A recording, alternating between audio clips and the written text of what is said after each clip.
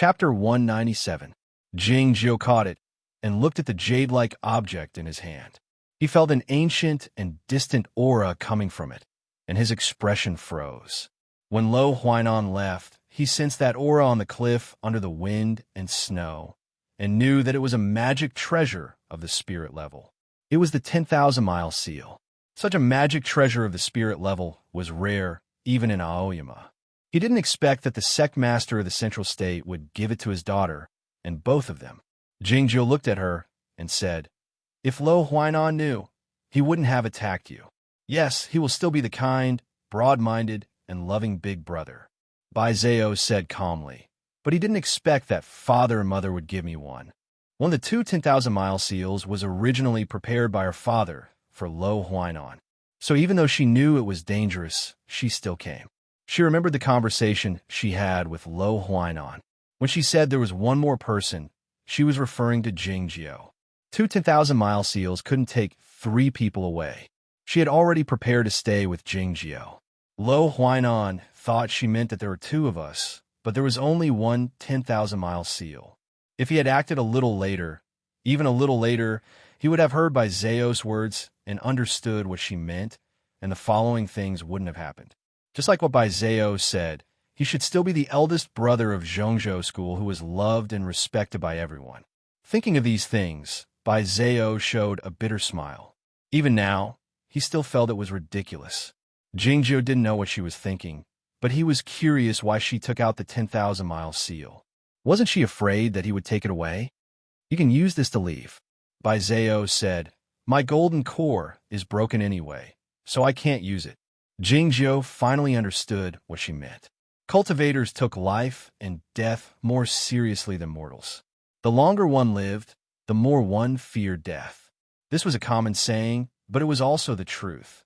The 10,000-mile seal represented a chance to live, but she gave it to him so calmly. After a moment of silence, he said, "I won't die. You heal your wounds first." Bai Zhao didn't seem to hear him and said softly, "When you get out, tell my parents what happened here and ask them to kill Lo Huainan." Jingjiu thought to himself that there was no need for him to say anything. He was going to do it anyway. Bai Zhao suddenly asked, "Why didn't my parents come to save me?" The headmaster of Zhongzhou School and his wife were 2 of the most powerful figures in the cultivation world. Their realms were earth-shattering. How could the cold weather stop them? Jingjiu knew what she was thinking and said, "They naturally have their reasons for not appearing."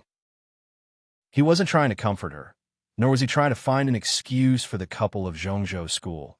He had vaguely guessed the reason for the current situation. Bai Zhao was a bit sentimental, asking, "Do the cultivation practitioners really have to be unfeeling? You won't die anyway, so you don't have to think about it."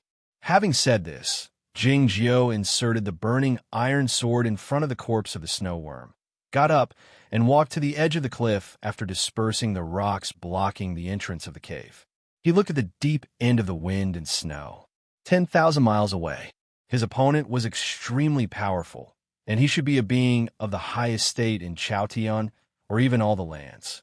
If the cultivation states of the Aoyama sect were to be classified, he would have broken through the heavenly arrival state a long time ago and achieved the hidden heaven state. To say nothing of the headmaster of Zhongzhou School and his wife, even his friend from the alien land couldn't defeat such a being. If he were in his previous life, he would only be able to fight to a draw with his opponent when he ascended. As for the current him, he was merely a tiny ant in his opponent's eyes. If he left by riding the sword, he would alert his opponent. It was fine if his opponent ignored him, but what if he was enraged? If this was the scheme of his big brother, he had to admit that it was a brilliant one. The assassination of Zhao Liu persuaded him to take part in the cultivation tournament. All these were part of his scheme. As long as Jingjiu took part in the cultivation tournament, he would meet that being in the deep end of the wind and snow, either in his true body or his spirit. Though he was merely a tiny ant, he was the only one who had flown higher than that being in the world. His big brother had not only grasped his desire to change his cultivation in the next life, but he had also made use of the temperament of Zhao Liu, and even brought that being in the deep end of the wind and snow into this scheme. Such a scheme was worth appreciating. How could he overcome this scheme? Jingjiu sent a sword will toward the deep end of the wind and snow. This was an extremely risky move. Yet, he didn't know what else he could do besides negotiating. Few humans were qualified to negotiate with that being in the deep end of the wind and snow. Not even the Broadsword King in White Town. Yet, Jingjiu believed that his opponent would respond. Again, it was the same thing. Right now, he was just an ant, but he had still flown before, and he had flown higher than all other living beings. In the next moment, an indescribable pressure came from the far north. The wind and snow suddenly became chaotic. There was no thunder, but there seemed to be countless booming sounds in heaven and earth. Jingjiu's face turned extremely pale. It was a snowland outside White Town. The sky in the deep end of the snowland was filled with leaden clouds. Snowflakes could be seen falling into the thick, cotton-like fog and disappearing. Two extremely powerful energies appeared in the sky in the east and the south respectively. The clouds changed shape and took on all kinds of shapes. The flying carriages that were descending swayed uneasily. The believers kneeling on the rugged mountain paths didn't dare to raise their heads. They looked terrified, chanting the scriptures in a trembling voice. Countless milky white rays of light shone through the clouds in the east, bringing with them a sense of warmth and subtlety. However, it started to rain in the clouds in the south. The cold rain turned into ice when it touched the ground. It was a very strange scene. The sect master of Zhongzhou School and Yuan Qijing had arrived. The two immortals in the heavenly arrival state came out to patrol. Heaven and earth changed color. The deep end of the snowland seemed to have sensed it, and the thunder-like booming sounds echoed in response. All of a sudden, a formidable broadsword energy shot up from White Town, traversing 100 miles in the sky and blocking all the paths. The intention of the Broadsword King was clear. Nobody was allowed to enter the snowland at the moment, including the sect master of Zhongzhou School and Yuan Qijing. Sitting on the door-sill of the temple, Guodong looked at the peculiar phenomenon in the sky. Though her cultivation state was quite ordinary, she had a good eyesight. She knew that someone else had come in addition to the sect master of Zhongzhou School and Yuan Qijing. The slightly salty wind blew over from the back of the mountain. The godly swordsman Shalai should be somewhere, but it was unclear how far away he was. The lotus sedan of Zen Master should be not far away. So many figures in the heavenly arrival state rarely showed up in the world in decades had come. The peculiar phenomenon in the Snowy Kingdom was a significant event. The sect master of Zhongzhou School and Yuan Qijing wanted to enter the snowland, not only because they wanted to check out the situation, but also because of Bai Zhao and Jingjiu. 4 hours ago, Lo Huainan had successfully passed through the snowland and returned to the Cloud Dream Mountain with the help of the 10,000-mile seal. Yet, he was severely wounded and passed out before he could say anything. That deep and feeble voice rang out behind Guodong. She is very sensitive right now, but she won't attack actively. But if people like you two enter the snowland, she will regard them as a great threat, and she will kill you at all costs. The Orthodox cultivation circle can't afford such a loss. It was unclear if that person was speaking to Guodong or the two figures in the heavenly arrival state in the sky. The two powerful energies in the sky calmed down because they believed that person's judgment.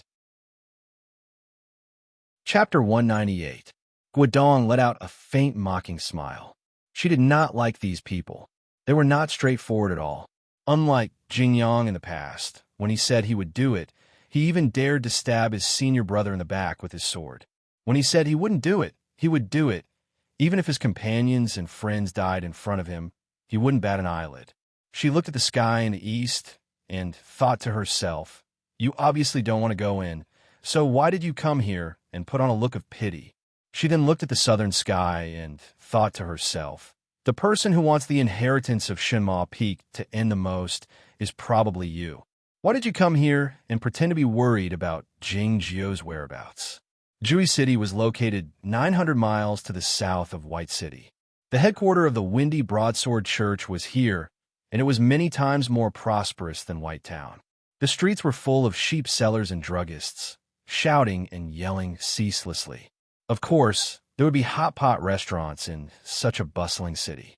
A short and skinny old man and a handsome young man were eating hot pot. Mandarin duck pot. The red soup was already boiling, but the white soup was still very quiet, looking like the fog in the depths of the snowfield. The young man held a pair of long chopsticks and dipped the tripe in the red soup. His eyes were bright, and he looked extremely happy. The short and skinny elder was the third-generation patriarch of the mysterious insect. At this time, he was not in the mood to eat hot pot.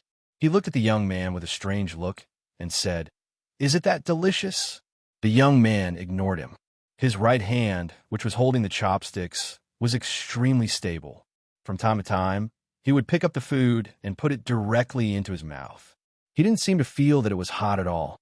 The head of Zhongzhou School and Yuan Qijing are fine. One is at the Mayana stage, and the other is at the heavenly arrival stage. I've also reached this stage in the past. The short, skinny old man narrowed his eyes as he looked into the distant north and said, "Why is this saber Qi able to make me want to retreat?" The young man picked up a piece of pig intestine from the red soup and threw it into his mouth, chewing noisily. He mumbled, "When you hit underground, he probably wasn't even born yet." The short and thin elder said, "Of course I know that he is the broadsword sage that people talk about." The young man picked up the earthen bowl and drank a mouthful of sour plum soup, sighing in satisfaction. He is a Buddha that was raised from the wind and snow. He's innately at odds with your Tao. The short elder shook his head, pointing to the north, and said, "What has happened in the snow country? Even I am a little shocked." The young man put down the bowl and picked up the hot towel on the table to wipe his face and casually said, "It's nothing serious. It's just that she's about to give birth." The short elder was shocked and said, "Ice Queen? She's an inhuman being, so how could she have a child?" The young man glanced at him and said, "You're really muddle-headed. Who said that only humans can have children? Didn't you see that the imperial concubine in the palace is also pregnant?" The short elder took a long time to get over the shock in his heart. He looked at him and asked, "How did you know about this?" The young man smiled and said, "I'm a scholar. All right, I've lived for a long time, so I naturally know more things." The short and thin old man snapped, "I've lived for a long time, too." The young man said, "Hiding underground, not seeing the sun all year round, not experiencing the affairs of the world, that is not called living, it is called enduring." "All right, you're right." The short and thin old man looked at the young man and said with admiration, "You can even include such a being in your scheme. You're really amazing." The young man smiled and said, "It's just a coincidence. There's nothing amazing about it." The short and thin old man changed the topic and asked, "Do you really want that Jingjiu to die so badly? Even if he is the successor of your younger brother, why are you so vigilant?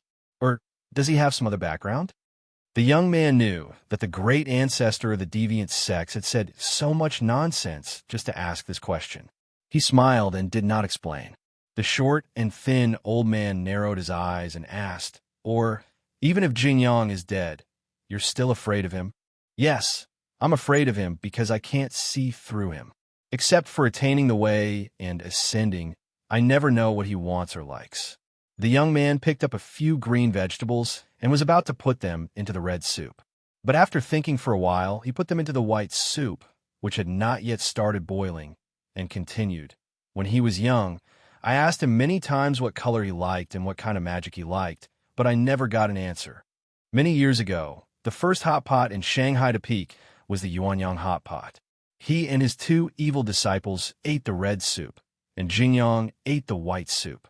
Later, it became plain water. It was tasteless, desireless, and extremely boring, but it had no weaknesses. If there was anyone in this world that he was most wary of, it would not be his two evil disciples, nor anyone else, but Jingyang. The young man thought that he would not be at ease if Jingjiu was still alive.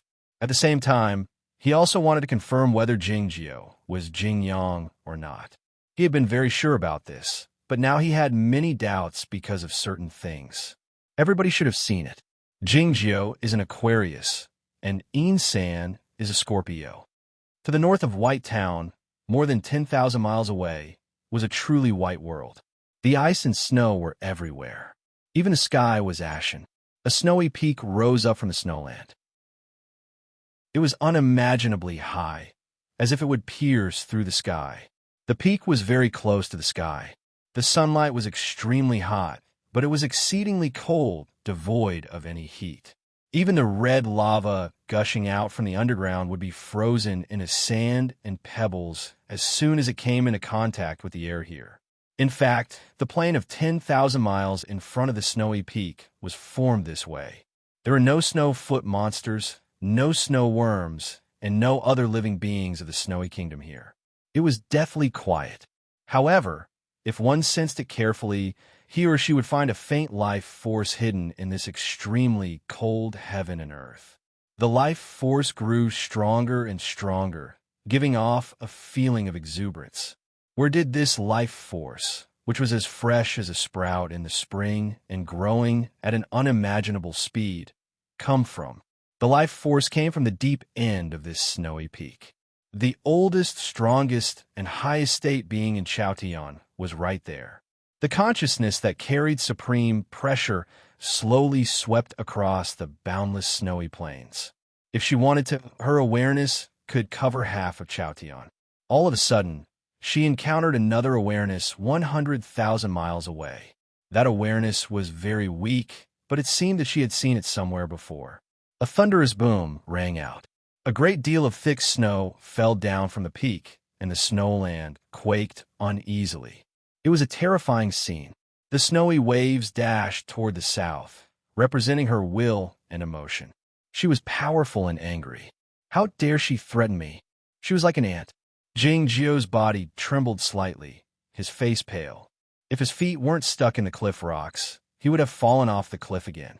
In his current cultivation state, it was extremely dangerous to talk to a being of such a high state.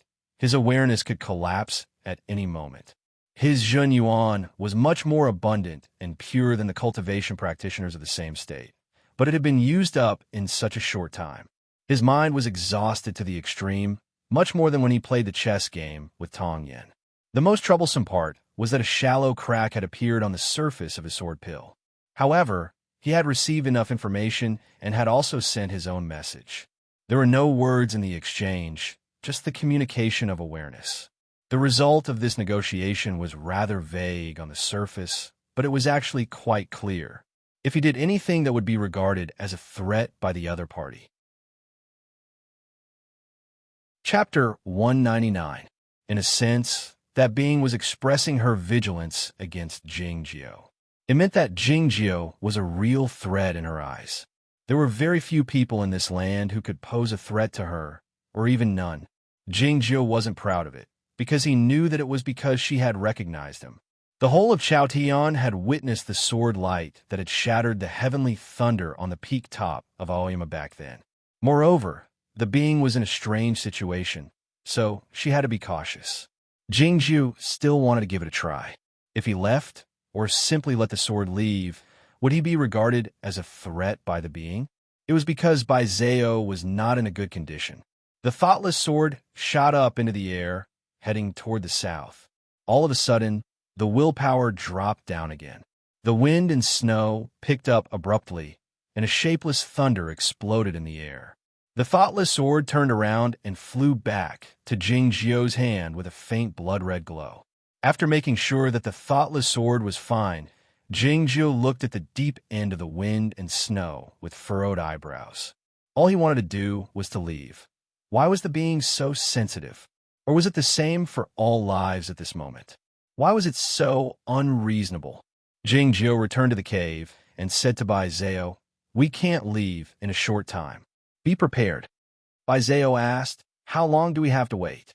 Jingjiu said, "When you form the golden pill again, you can use the 10,000-mile seal." Bai Zhao said softly, "That will take at least a few years, and it might even be impossible." Jingjiu said, "Let's wait until she gives birth to the child then. But I'm not sure how long it will take, because it's not recorded in the Taoist canon." Bai Zhao was taken aback a bit, asking, "Who are you talking about? Who's going to give birth?" Jingjiu said, the queen of the snowy kingdom. Baizeo was stunned, unable to speak for a while. She realized by now that all the peculiarities of this year's cultivation tournament were due to this. Why did the monster hiding deep under the snowland wake up in advance to prepare for the next monster invasion? Why did the world become so cold? It was because the Ice Queen was about to give birth, so she gathered all her people to lock down all possible paths to prevent the outside world from interfering. At the same time, she ensured her own safety. What is that strange cold mist? It should be her own blood energy. Baizeo hadn't completely recovered from the shock. He murmured, as expected of the Ice Queen, giving birth to a child can cause such a huge change. She couldn't find any words to describe her current feelings. Listening to Baizeo's lament, Jingjio felt a little strange. Back then, he had felt that something was about to happen. He thought that it was his arrival in this snowfield that had triggered a reaction from the heaven and earth. In truth, the reaction had nothing to do with him. It was only because the Ice Queen was about to give birth. His senior martial brother had predicted this, which was why he had arranged for him to come to the snowy plains to take a look. At that time, he thought that his deduction was based on self-confidence, but now it seemed that he was indeed a little too narcissistic. Baizeo asked, I can understand why she doesn't want human cultivators to get close, but why doesn't she want us to leave? Jingjio said, this might be her first time giving birth, and she is really nervous. She is too sensitive and isn't willing to use logic to think about things. She only uses her instincts to judge things. The so-called instincts meant that when she saw that Jingjio was dangerous, she would stare at him. Even if they were hundreds of thousands of miles away, she wouldn't allow him to do anything. At this moment, Jingjio understood that all the actions that the Ice Queen saw as threats were actually all his actions. That was because the Ice Queen's wariness wasn't because of what those actions meant, but because of him. If the cultivator who was lost in this cold land wasn't him, then leaving would be much easier. He thought about all these things in silence. The cave was really silent. What does the Ice Queen look like? I heard that she is really ugly. Will her child be cuter when she gives birth? Baizeo asked curiously. Jingjio didn't know how to reply to that question. Baizeo suddenly coughed. 2 unnatural patches of red appeared on his ashen white face. In such a cold environment, not to mention healing and forming a golden core, even surviving was a problem. That spiritual sense that came from the depths of the snow and wind was still looking at this place. Although it was just a bit, it was able to see everything in the cave. Jingjio knew that he couldn't use his hands to break the stone and leave from the underground. How could the two of them make it through this extremely long period of cold? The pill-pearl ancient scripture might help your injuries.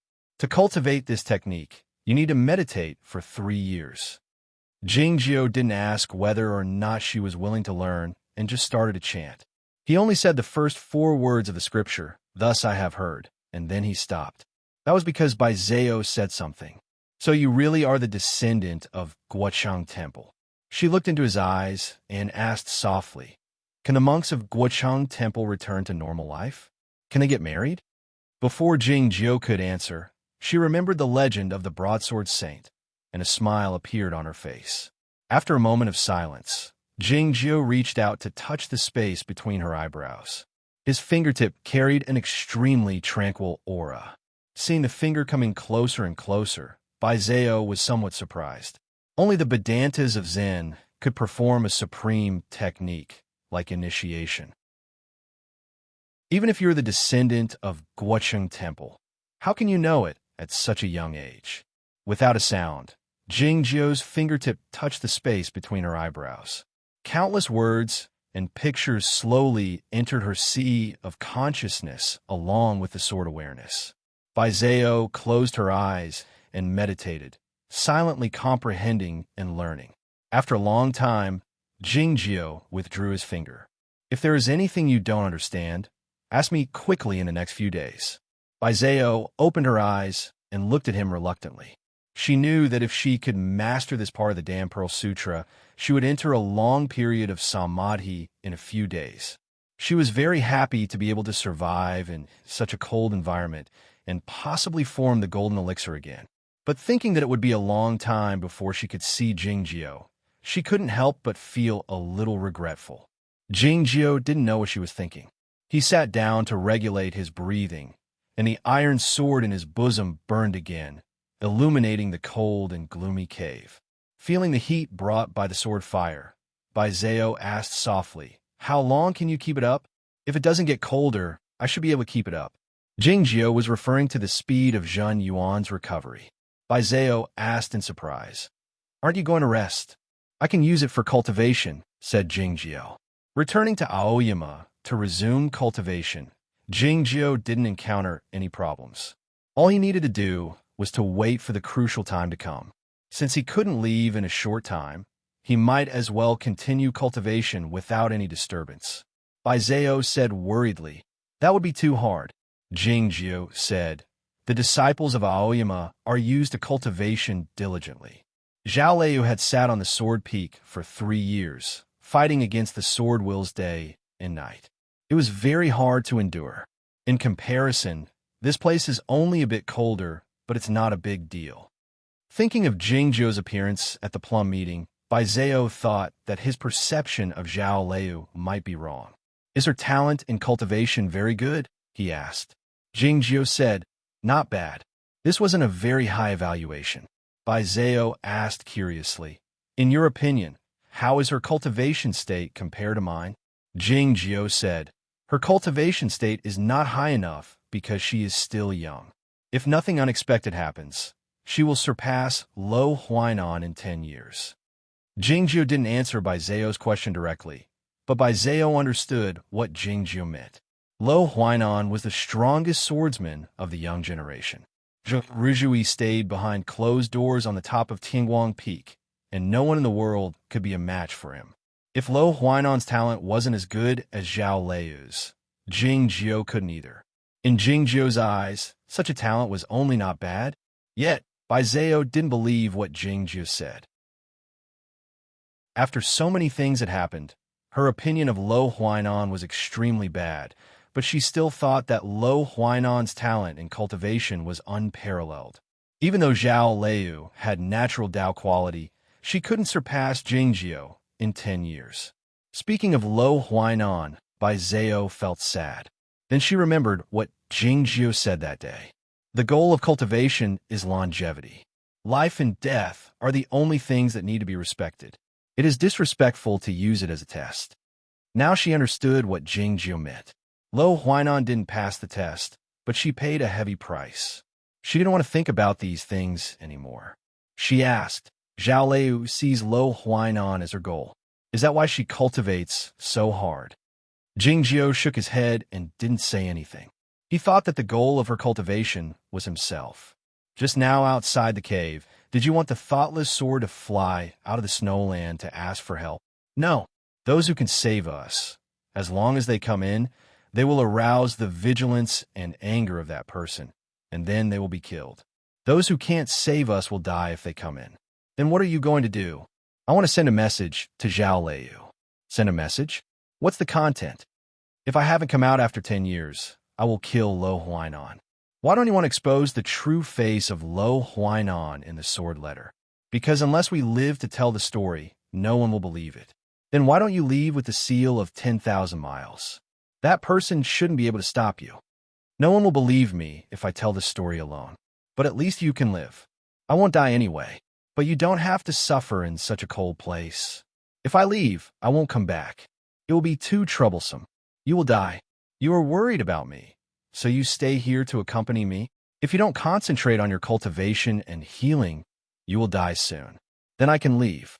In the middle of summer, there were still many clouds in the town, even more than in previous years. The clouds flowing out from the mountains gathered in the sky above the town and refused to disperse. When the sunlight was at its strongest, a sword boat could be vaguely seen in the clouds, casting a shadow on the ground. The residents of the town, the tourists, and the believers knelt in the shadow, kowtowing to the sword boat in the sky, hoping to receive the blessing bestowed by the immortal masters. The sword boat didn't return to Aoyama at the request of Zhao Leu. Because of her injury, The sword boat didn't dare fly fast. It took some time to travel from Zhaoga City to here. She felt a bit better, but her face was still a bit pale. The sword boat stopped a few days after the cultivation tournament began, and it was also the time when Jingjiu didn't feel well. She didn't feel well either. Then, more news came from the snowland. Jingjiu made a move.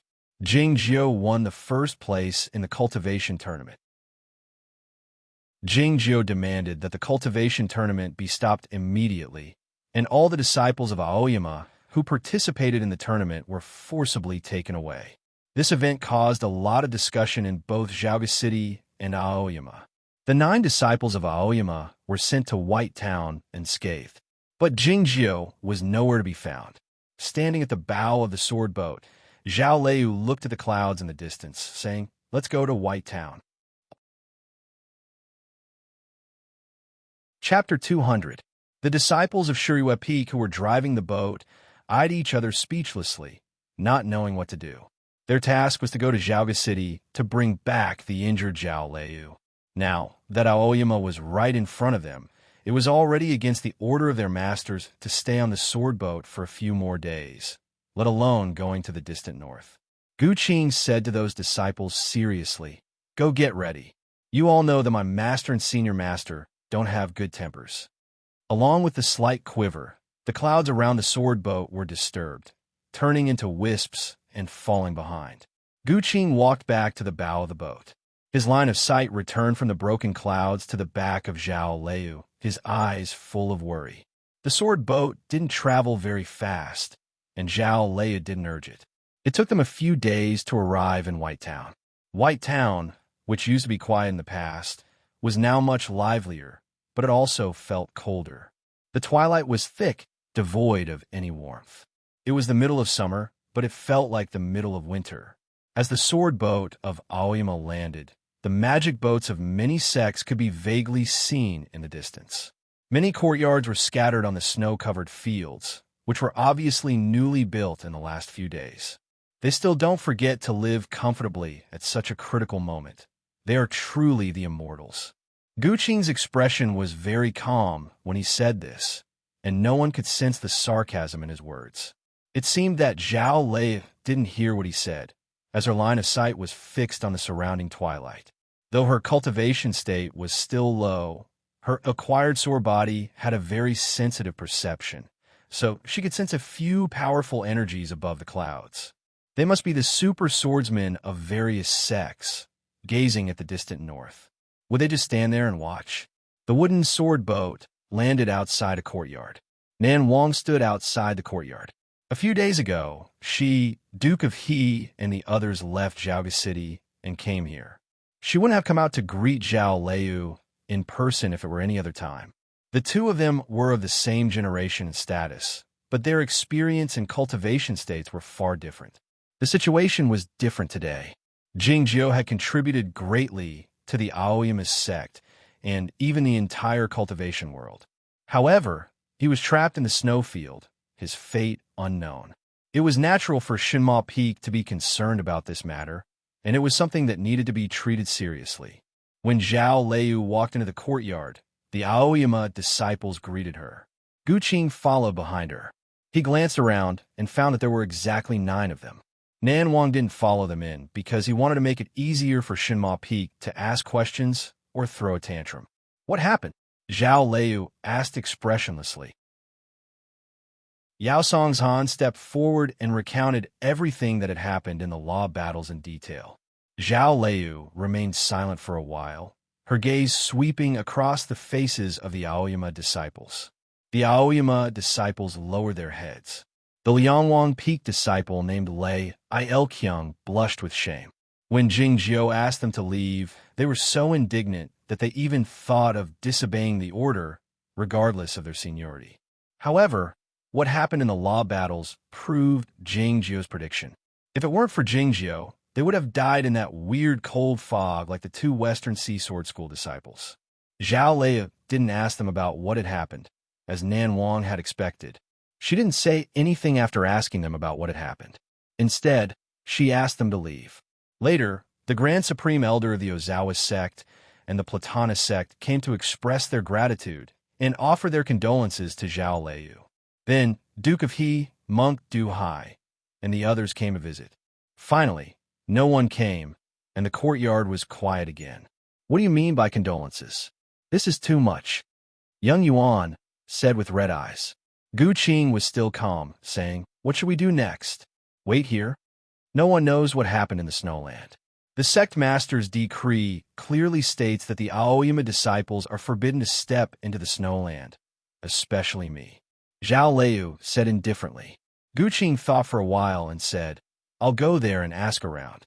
No matter how badly Lo Huainan was injured, she couldn't have been in a coma for too long in the Cloud Dream Mountain. Zhao Liu looked at the rain clouds in the south and said, "I'll go to see the Sword Justice." Young Yuan wanted to say something, but stopped on second thought. Gu Qing went to the Zhongzhou school. As the leaders of the Orthodox cultivation circle, the Zhongzhou school and the Aoyama sect had always disliked each other. If it were in the past, he would never receive any kind glances, only vigilant and hostile ones. But today, he received a cup of hot tea. After knowing that he was the disciple of Jingjiu, there was even a fruit plate on the table in front of him. The person who received him changed from an ordinary disciple to an elder in Yuanying realm. The atmosphere in the courtyard of the Zhongzhou school was a bit tense. Bai Zhao was the only daughter of the sect master, and her position in the Aoyama sect was much more important than that of Jingjiu. Gu Qing asked, "Senior, is Immortal Master Luo awake?" The elder said, "Not yet. Bai Zhenren is treating him." The cultivation circle knew that Bai Zhao followed his mother's surname, so Bai Zhenren was the wife of the sect master of the Zhongzhou school. In the Mingcue Valley outside Zhaoga City, Zhao Liu was assassinated by Wei Chenzi, an elder in the Yuanying realm of Zhongzhou school. Bai Zhenren went to Aoyama's sect to see the sect master of Aoyama and Yuan Qijing to explain the matter. Considering Gu Qing's status, he had no chance to see her. The couple of the sect master of the Zhongzhou school were both highly achieved swordsmen in the Deshang state, equivalent to the sect master of Aoyama and Yuan Qijing in the heavenly arrival state. They were as powerful as the immortals in the legends. With the help of such figures, Lo Huainan would wake up soon as long as she was still breathing. "Is it inconvenient for us to wait here?" asked Gu Qing. The elder of the Zhongzhou school glanced at him, thinking that it was inconvenient for a disciple of Aoyama to stay in their sect since it was getting dark. But he understood why Jingjiu was in a hurry, so he didn't ask him to leave. "You wait here then," he said. What he meant was that Jingjiu shouldn't walk around, as it would cause some misunderstanding. Gu Qing thanked him profusely. The elder of the Zhongzhou school wouldn't stay with him all the time, so he left first. Looking at the new hot tea and fruit plate, Gu Qing had a more and more vivid feeling. The relationship between the Aoyama sect and the Zhongzhou school was about to improve. It turned out that the disappearance of his master and Bai Zhao would unite the Orthodox cultivation circle. Thinking of all this, Gu Qing waited in silence. As the night grew darker, he heard footsteps. Jingjiu raised his head. The elder of the Zhongzhou school walked in and said, "Huainan has woken up." Gu Qing's expression turned solemn. He adjusted his sitting posture and put on a posture of listening attentively. The elder of the Zhongzhou school began to narrate the story told by Lo Huainan. Gu Qing listened very seriously, his expression focused. He would hum from time to time and let out a soft gasp. His face was full of worry, moved, and finally melancholy. In the story, Jingjiu and Bai Zhao were good people, and so was Lo Huainan. But before that, in order to save Tong Lu, he fought with the snow worm and was swallowed by the worm. He was badly injured, and his consciousness was a bit hazy. He could remember a bloody sword piercing through the skin of the snow worm. Junior sister Bai Zhao poured Jin Yuan into his body. Jingjiu stood in the wind and snow, fighting with the snow worm with an indifferent expression. The cold fog didn't seem to harm him. The wind and snow grew stronger, and the fog grew colder.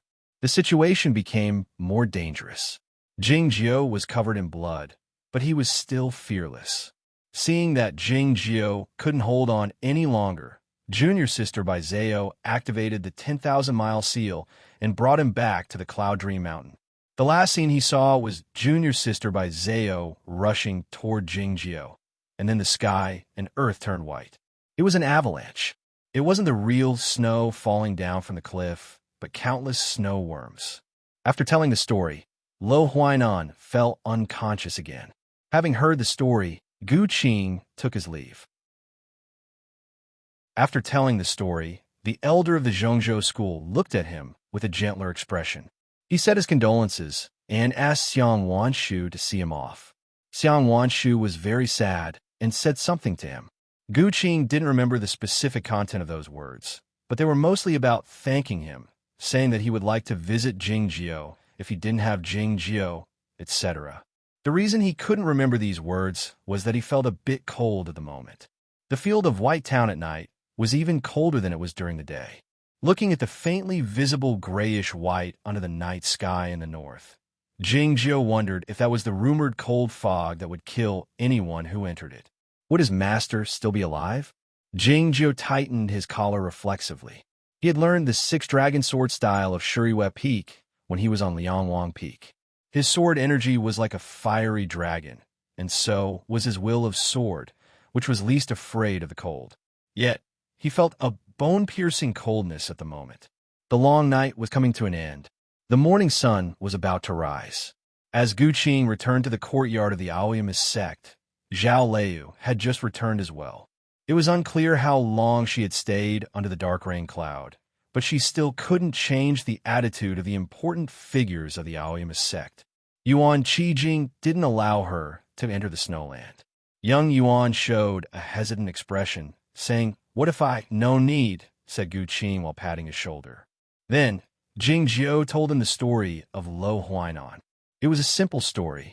It was because Lo Huainan was severely wounded, and her spiritual awareness was not clear, so many details were missing. Young Yuan listened to Jingjio carefully and filled in the scenes in his mind. He felt that his senior master was very outstanding, and his blood was boiling.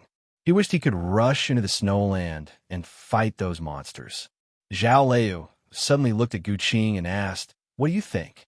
Gu Qing fell silent for a while and said, "This is a good story. There are no loopholes if there are no details, but I still don't believe it." It was because he didn't believe it that he felt the cold night wind when he left the Zhongzhou school. Zhao Leu said expressionlessly, "I don't believe it either."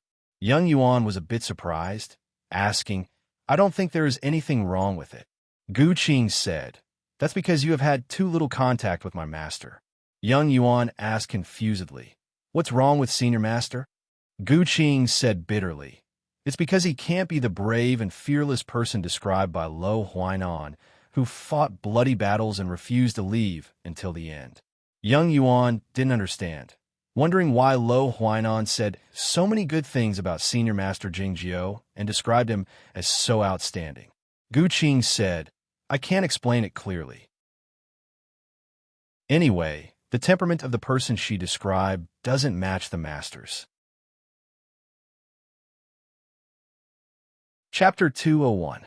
The morning sun peeked out for a while, but it was soon swallowed by the clouds. It was unclear if it was because it was too cold, but the color of a morning sun was a bit pale, looking rather lethargic.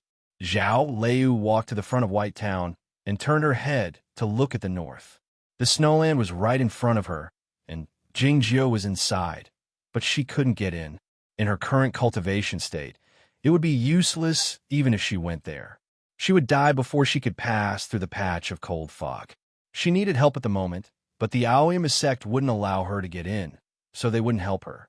As such, she had no choice but to find that person. Yuan Qijing didn't want to talk to her last night, but she pointed out the matter. As a result, Yuan Qijing pointed out a path for her. That path led to a temple. There was only one temple in White Town, and it was easy to find. She walked to the front of the temple, thinking that she would see that person, but she saw Guodong first, feeling surprised. Sitting on the doorsill, Guodong was lost in thought. A pair of couplets were hung on both sides of the temple gate.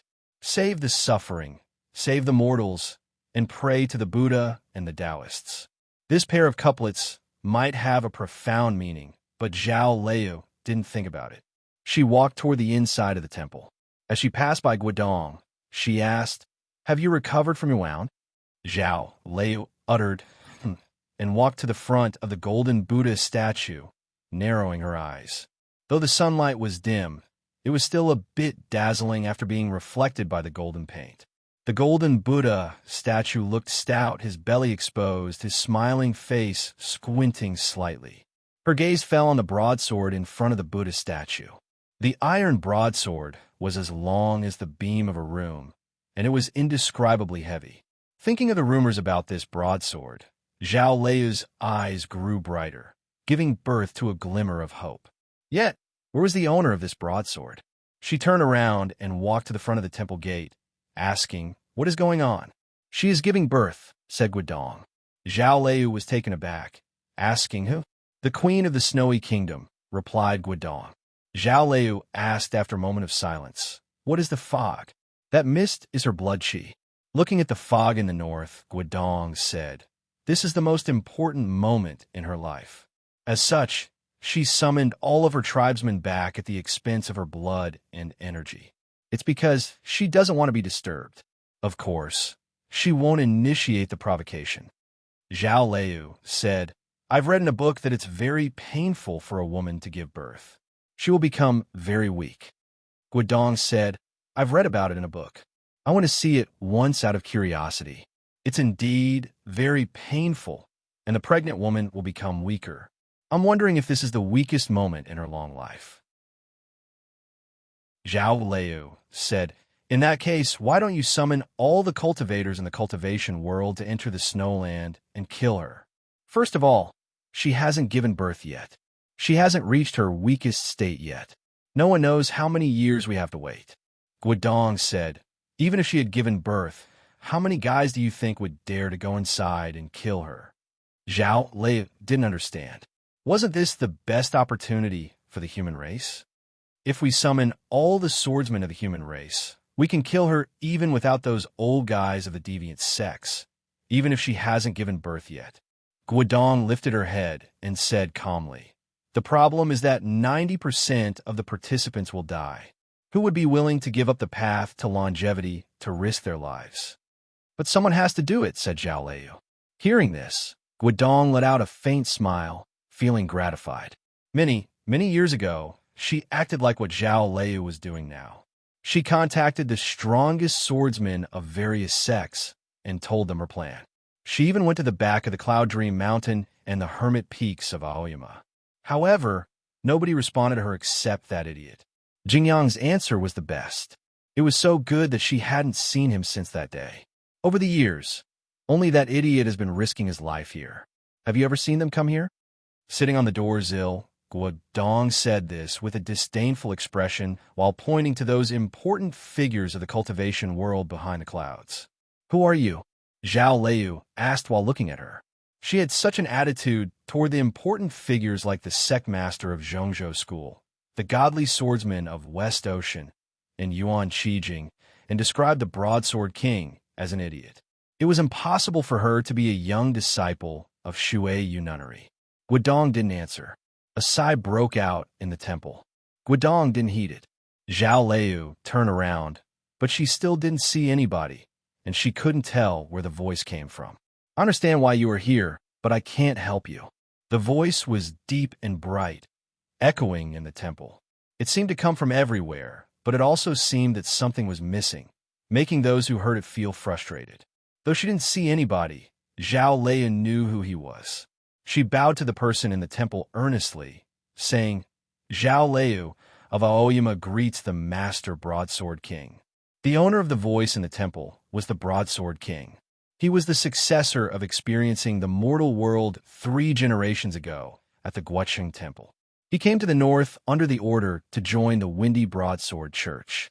He won first place in the cultivation tournament of the Plum Meeting as a regular disciple of the Windy Broadsword Church, but he didn't want to return to the Guoqing Temple to inherit the legacy of the chief monk.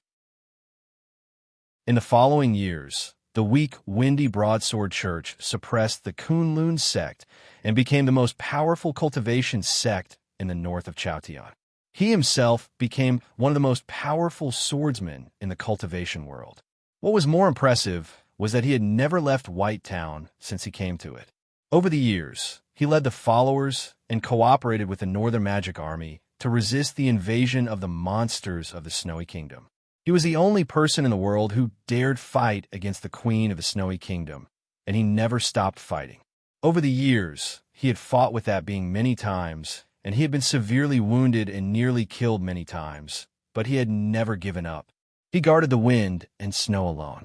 He became a saint. The godly swordsman of West Ocean had a very high cultivation state, comparable to that of a god, which was why he was called the godly swordsman. The sword sects like the Aoyama sect and the No Mercy sect had never been convinced by his title. Yet, nobody in Chaotian dared be convinced by the title of the Broadsword King. Otherwise, it would be you. Besides the immortal Jingyang, few people could win the respect of Zhao Liu. To be frank, she didn't even think highly of the likes of the sect master of Aoyama and the godly swordsman of West Ocean. She had merely lived a few more years. If she could live a few more years, it was hard to say who would be more powerful. She was convinced by the Broadsword King. It was because she couldn't do such a thing. As such, she bowed to him earnestly and humbly. The Broadsword King said, "Since the Peak Master is the personal disciple of the immortal Jingyang, you can meet me as an equal." Zhao Liu straightened her body and asked, "Forgive me for asking directly, but why can't you help me?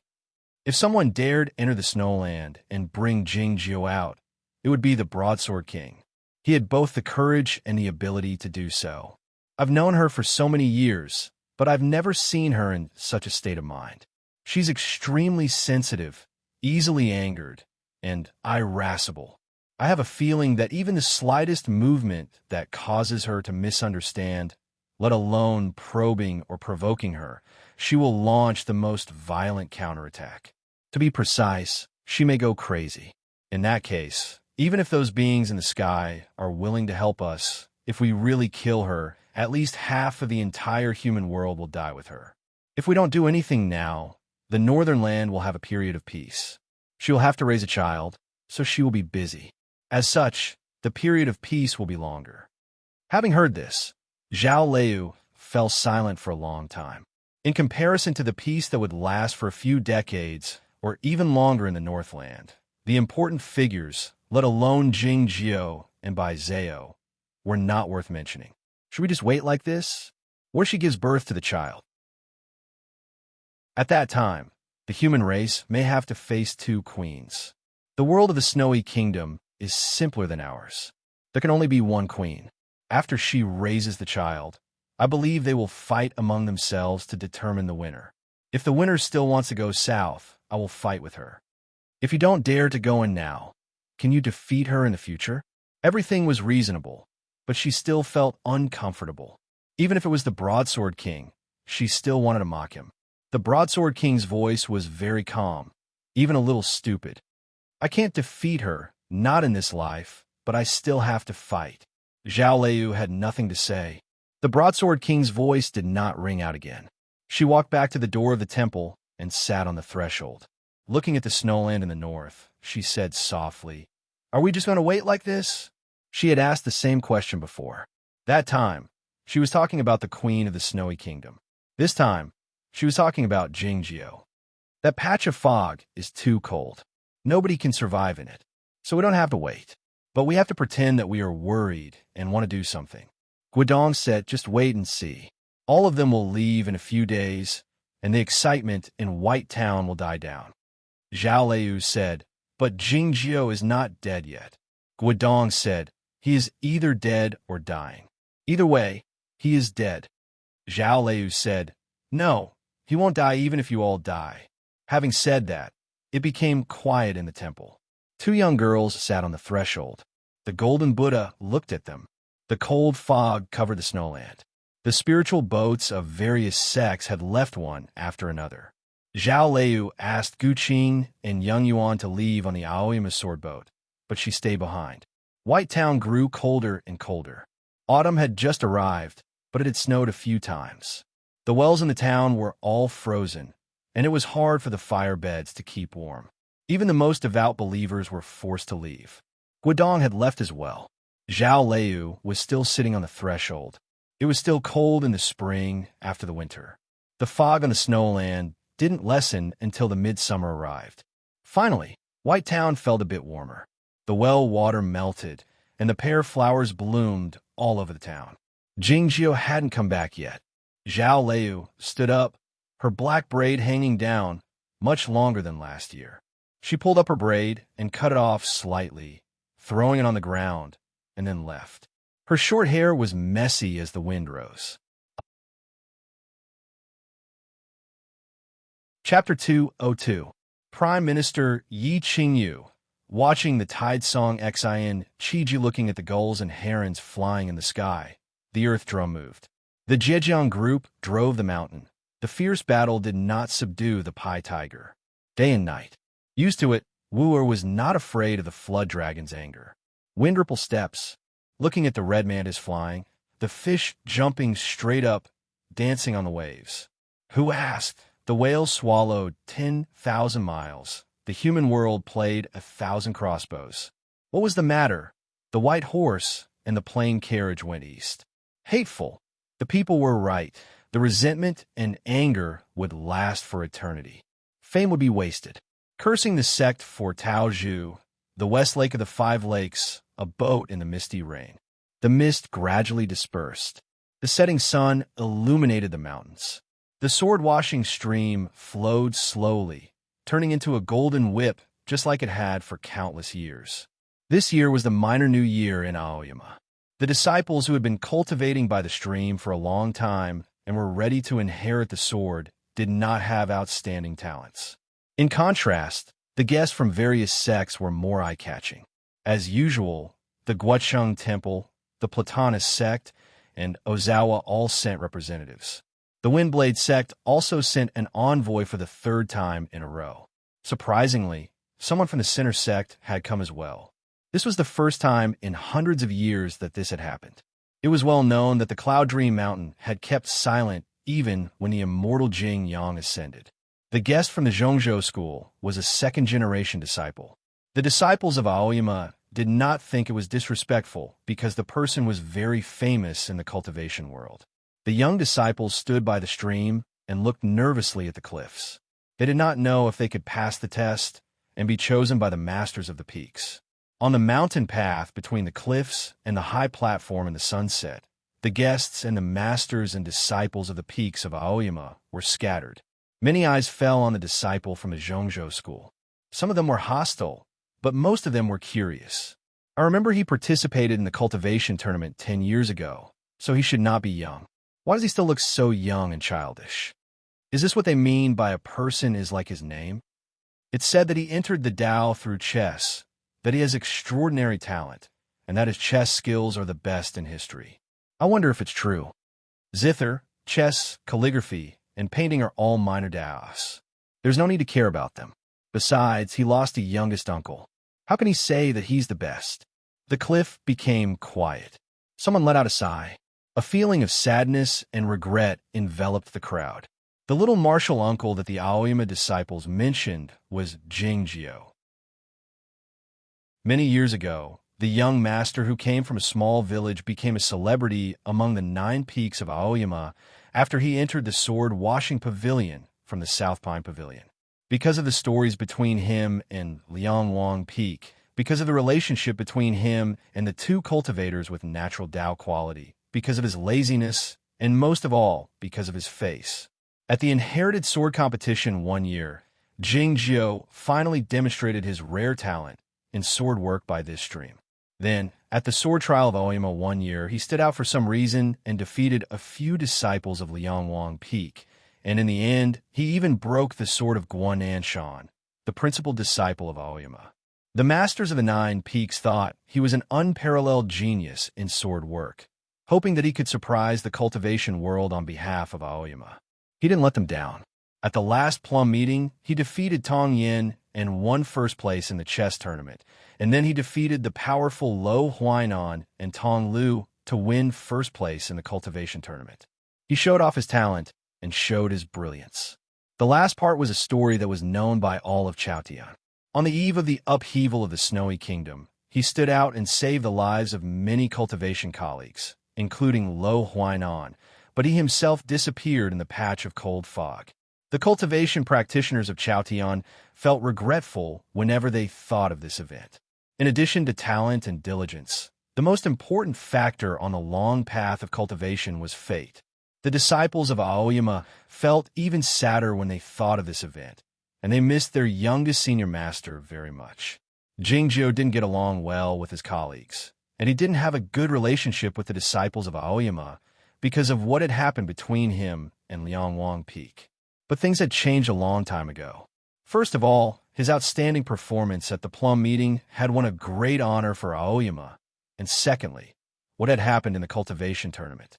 Thinking back on it, the disciples of Aoyama knew how much effort Jingjio had put in for this event. The 9 disciples rescued by him had become the most loyal protectors of Jingjio's reputation. One time, for disciples of Liangwang Peak, including Yao Songshan and Lei Ilkyung, heard Jian Russian mocking Jingjio in private for overestimating his own strength. They were so furious that they lost control of themselves. For flashes of sword light struck down at him, making him bleed all over. Even the 4th big brother, Jian Ruyun, couldn't save him. If Guinan Shan and Gu Han hadn't persuaded Jian Russian to kowtow in front of the Shima Peak to apologize, they might have caused a bloody fight to the death. The Zhongzhou school and the Aoyama sect had a good relationship and sent someone to observe the inherited sword competition because of Jingjio. In that story, the reason he and Baizeo disappeared was to save Lo Huainan. More importantly, he was no longer here, so everything related to him was naturally good. A sigh came from the cliff where the disciples of Liangwang Peak were. Everything is fate. Some people have better lives. Guinan Shan frowned slightly. He knew that the speaker was Lei Ilkyung, and he was talking about Lo Huainan. This young brother, who had admired him the most, had now become the most fanatical believer of Jingjio. Every time he mentioned this matter, he sounded very unhappy. Lo Huainan was indeed very lucky. Though she was seriously injured, her foundation of cultivation was not hurt. It was said that she had a special encounter in the Snowland, and her golden elixir was not destroyed. Her state improved rapidly, and her strength became more powerful. In the past, when Guinan Shan entered the state of free travel, he might be able to compete with him for a while. But now, there was an obvious gap between them. Guinan Shan frowned, not because of jealousy or dissatisfaction, but because he didn't like what Lei Ilkyung had said. In his opinion, if this was fate, it meant that Lo Huainan was born to do great things, and she should shoulder the responsibility of the righteous path. Seeing his expression, Gu Han said to the young brothers, "Cultivationist Luo has been killing demons and devils everywhere these years, regardless of the influence of her cultivation, and even life and death. Such determination is really admirable, and we should learn from her. Don't talk about her casually." The disciples of Liangwang Peak responded in unison. Gu Han looked at a stone platform on the cliff, feeling a little regretful. Shima Peak still hadn't appeared. Those young disciples by the stream were also regretful. They all wanted to be a disciple of Shima Peak. She has never been to Shima Peak. Our senior master aunt is so similar to our senior granduncle.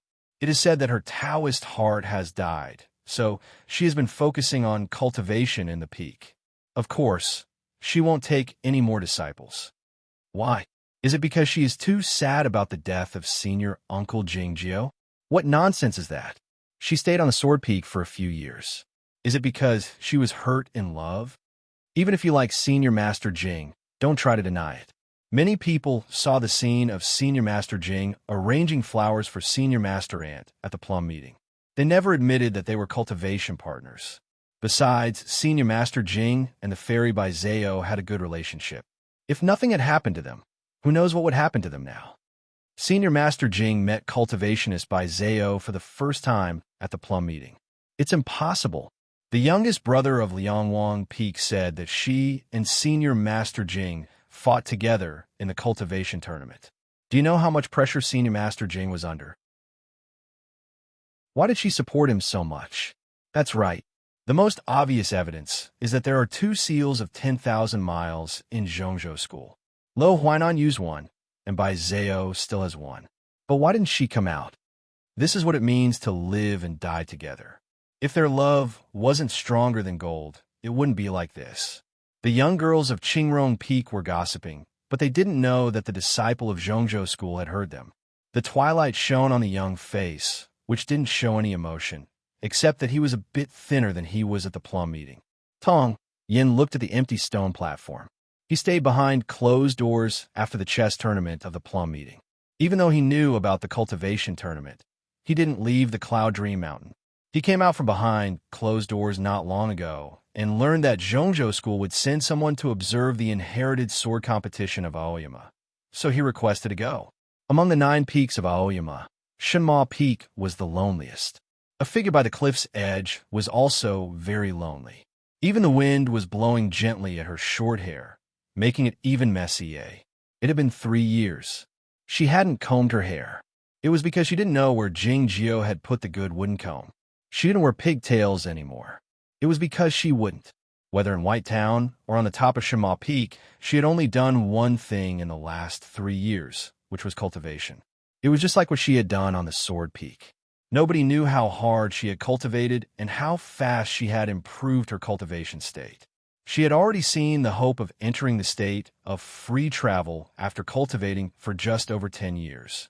If this news were to spread out, the whole cultivation circle would be shocked. The latest news. Gu Qing's voice rang out behind her. Zhao Liu said nonchalantly, "Tell me."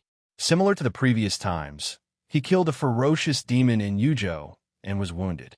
He stopped the crowd from praising him, saying that if Jing Jio were still here, Gu Qing said. Then he didn't say anything more. He left with a sigh. His emotions? Asked Zhao Liu. Gu Qing said, I didn't ask him directly. Judging from his description, he was mostly sentimental and frustrated, but he didn't feel sad or sad anymore. What do you think of it? Asked Zhao Liu. Gu Qing said, this is the 7th emotion he has shown. It's getting weaker and weaker each time.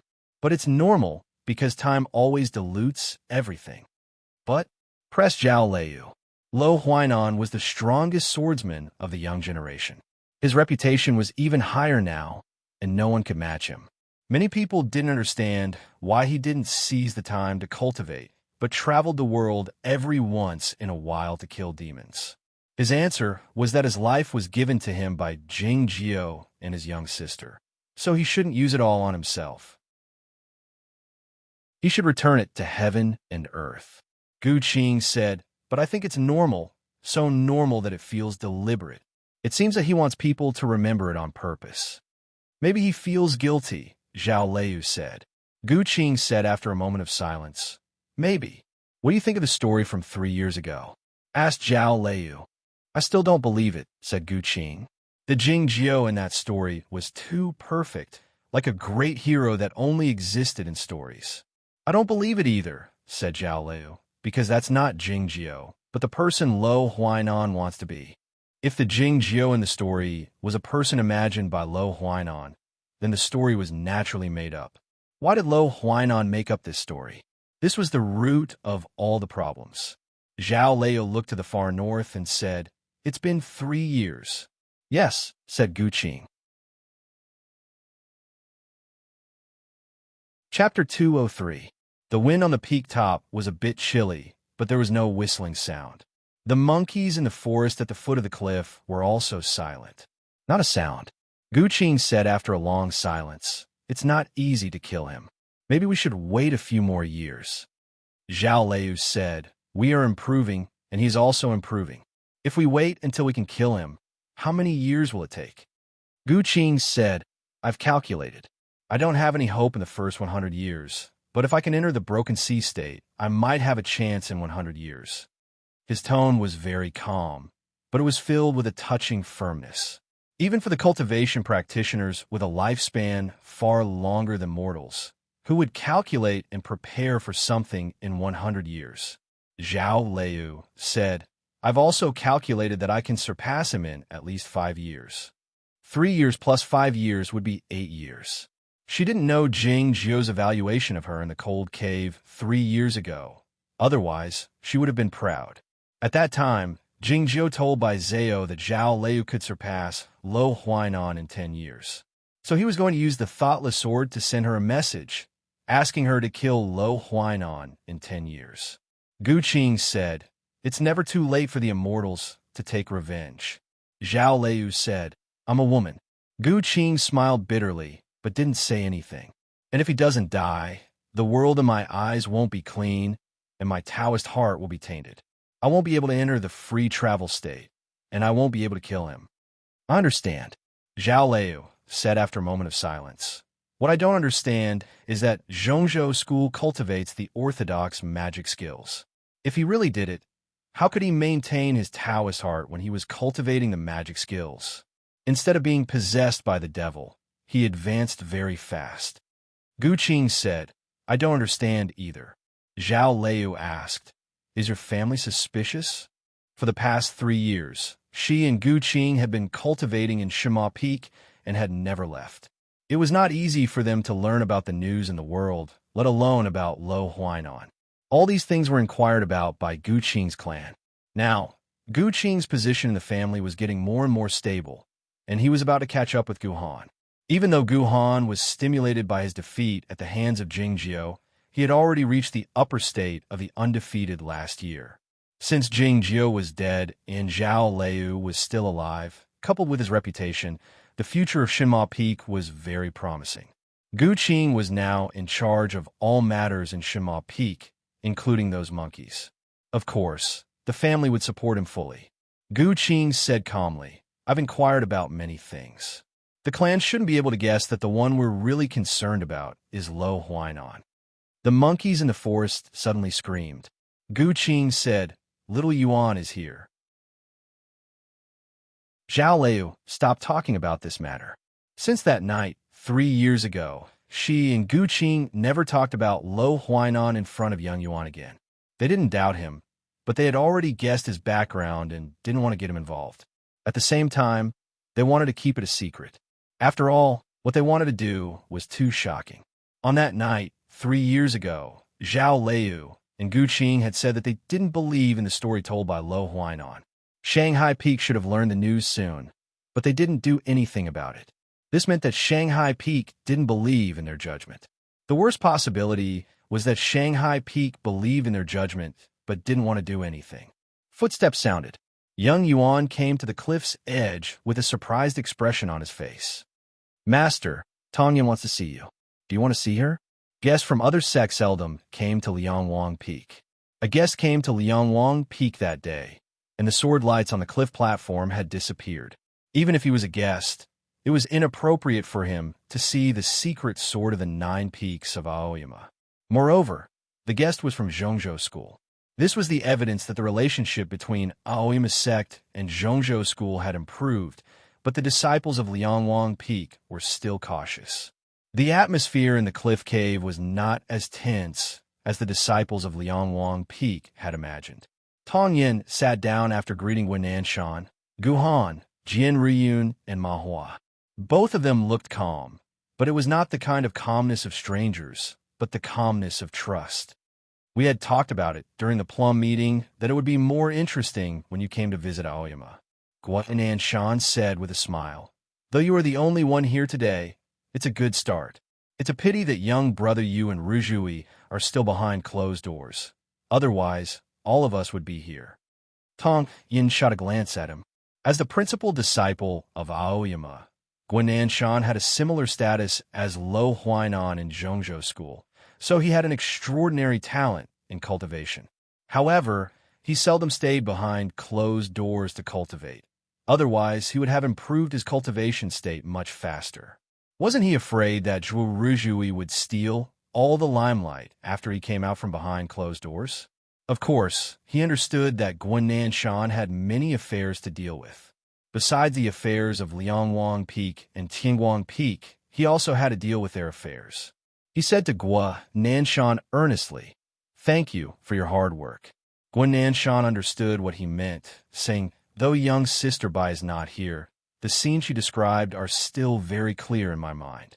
Our two sects have many reasons to be friendly, but there is no reason to be hostile. We have to push forward this matter. According to the news from White Town, the Snowy Kingdom will be quiet for more than 100 years, and the underworld hasn't made any moves yet. We have enough time to sort out the internal affairs of the human race so that we can deal with the great changes in the future. Tong Yin said, the deviant sects have been weak for many years, and it will be hard for them to recover in a short time. Guan Nanshan said, so we still have to focus on Bulo Lin. Tong Yin asked, where is he now? Guan Nanshan said, he is still a bit far from the seaside. Tong Yin said, it has been 4 years, right? It is a bit slow, Gu Han said. That child is too stubborn and kind. He doesn't want to do many things, so it is hard for him to gain his trust. Tong Yin shook his head and said, I don't think so. Only when he is sincere can he be true. Ma Hua, who had been silent all this time, said with a smile, I agree. The more stubborn and eccentric he is, the less likely Bulo Lin will suspect him. Tong Yin said, that's right, but it is indeed a bit slow. Maybe we should do something to help him. Gu Han said, what should we do? Should we help him become famous?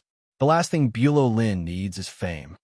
Tong Yin said, the reputation of an assassin doesn't depend on himself, but on his target. Hearing this, Ma Hua's eyes lit up. Tong Yin stood up and left. Guan Nanshan said, please tell fellow cultivator Luo not to worry too much about that matter. Cultivators will have a hard time if they bear too much. Tong Yin nodded. Gu Han asked, where are you going, fellow cultivator Tong? Tong Yin said, I'm going to the Shima Peak. It was quiet in the cliff cave for a while, and Gu Han's expression was a bit weird. Guan Nanshan said with a bitter smile, the Shima Peak doesn't accept visitors. What's the matter? Tong Yin said, I'm going to pray to Jingjiao. Gu Han said, I can't believe you want to go to the Shima Peak to pray. Tong Yin is still so strange, but he is not so cold anymore. I wonder if it is because he lost to Jingjiao. Guan Nanshan looked at him and said seriously, he can call him that, but you should call him Senior Uncle Jing. Gu Han's expression turned serious. He didn't dare to argue and said, I'll remember. I've always had a vague idea in my mind, but I haven't been able to grasp it. Ma Hua suddenly said, his unintentional words just woke me up. Guan Nanshan looked at him and asked, what's the idea? Ma Hua told him his idea with a smile. Guan Nanshan was silent for a long time and said, it seems feasible, and there is no risk. Guan also thought it was a good idea. He asked confusedly, since you've thought of it, why didn't you tell Tong Yin before? He and Lo Huainan are brothers. Wouldn't it be more convenient to tell him directly? And it would be safer. Ma Hua shook his head and said, it's because they are brothers that I can't ask Tong Yin to tell him. Gu Han immediately understood. Tong Yin and Lo Huainan were the representatives of the young disciples of Zhongzhou School. No matter how good their relationship was, they were natural competitors. Moreover, they didn't have the same master. Under such circumstances, they needed to avoid arousing suspicion. They couldn't do anything that might arouse suspicion. This kind of relationship was like the one between him and his brother of the concubine on the Shinma Peak. Though the clan supported Gu Qing a lot, he wouldn't do anything about it either. That was not the foundation. The real relationship was the cultivation realm and the status in the sect. Don't tell Tong Yin about it. Guan Nanshan said, don't tell Shui Yu Nunnery or the Guocheng Temple either. I will ask for fellow cultivator Luo's opinion. If he agrees, we will proceed and inform the kid. Tong Yin went to the Shima Peak. The disciples of Aoyama were surprised and curious about how he did it. After the death of Jingjiao, the Shinma Peak seemed to become a forbidden place again. Zhao Lei never came down from the peak, nor did he receive any visitors. The young master of the Platonist sect, Sensei Da, came to attend the ceremony. He had waited for a long time at the foot of the peak last night, but young Yuan brought him a sword, so he left in disappointment. Later, they learned that the reason Tong Yin went to the Shima Peak was to worship Jingjiao. Thinking of the amazing chess game at the Plum meeting, they thought they had understood something. Different from what they had imagined, the current Shima Peak didn't have a life-or-death conversation between the two geniuses, nor did they reminisce. Everything was calm. Gu Qing led Tong Yin to walk around the halls and caves on the peak. "Can I have a look at Jingzhou's room?" asked Tong Yin. Gu Qing said, "My master seldom sleeps. He lies on the bamboo chair when he is tired." After a moment of silence, Tong Yin said, "He is cultivated so diligently that it's no wonder that he could amaze the world in the cultivation tournament." Gu Qing wondered how he should explain it to her. Tong Yin walked to the cliff's edge and stood behind Zhao Liu. "Does he really not play chess?" "No." Tong Yin didn't say anything more. It was quiet. A gentle breeze blew over. More than 10 days later, Zhao Liu and Gu Qing left the Shinma Peak together. According to the news from Tianguang Peak, she needed to go down the mountain to find a precious medicinal material in order to break through the free travel state.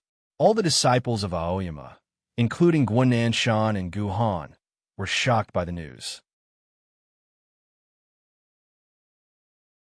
Chapter 204. The Aoyama sect had a long history and profound resources, so it should have no shortage of magic pills and magic materials. Yet, there was nothing on Shuriwa Peak that Zhao Liu needed, because she practiced the tempered will of the sword. Besides, no one had practiced the nine-death sword style except for the immortal Jingyang, so there was no preparation for it. Of course, the Aoyama sect would gather all the resources of the sect to help Zhao Liu look for the sword style for such an important event. However, no one could teach Zhao Liu the nine-death sword style, so she had to comprehend it on her own. It was meaningless to practice hard at such a critical moment. Traveling around the world with the excuse of searching for the sword style might help her break through the state. After Zhao Liu and Gu Qing left Shima Peak, they had a hot pot in Cloudy Town and stayed in Shangzhou for a while. They arrived in Nanhezu on the same night.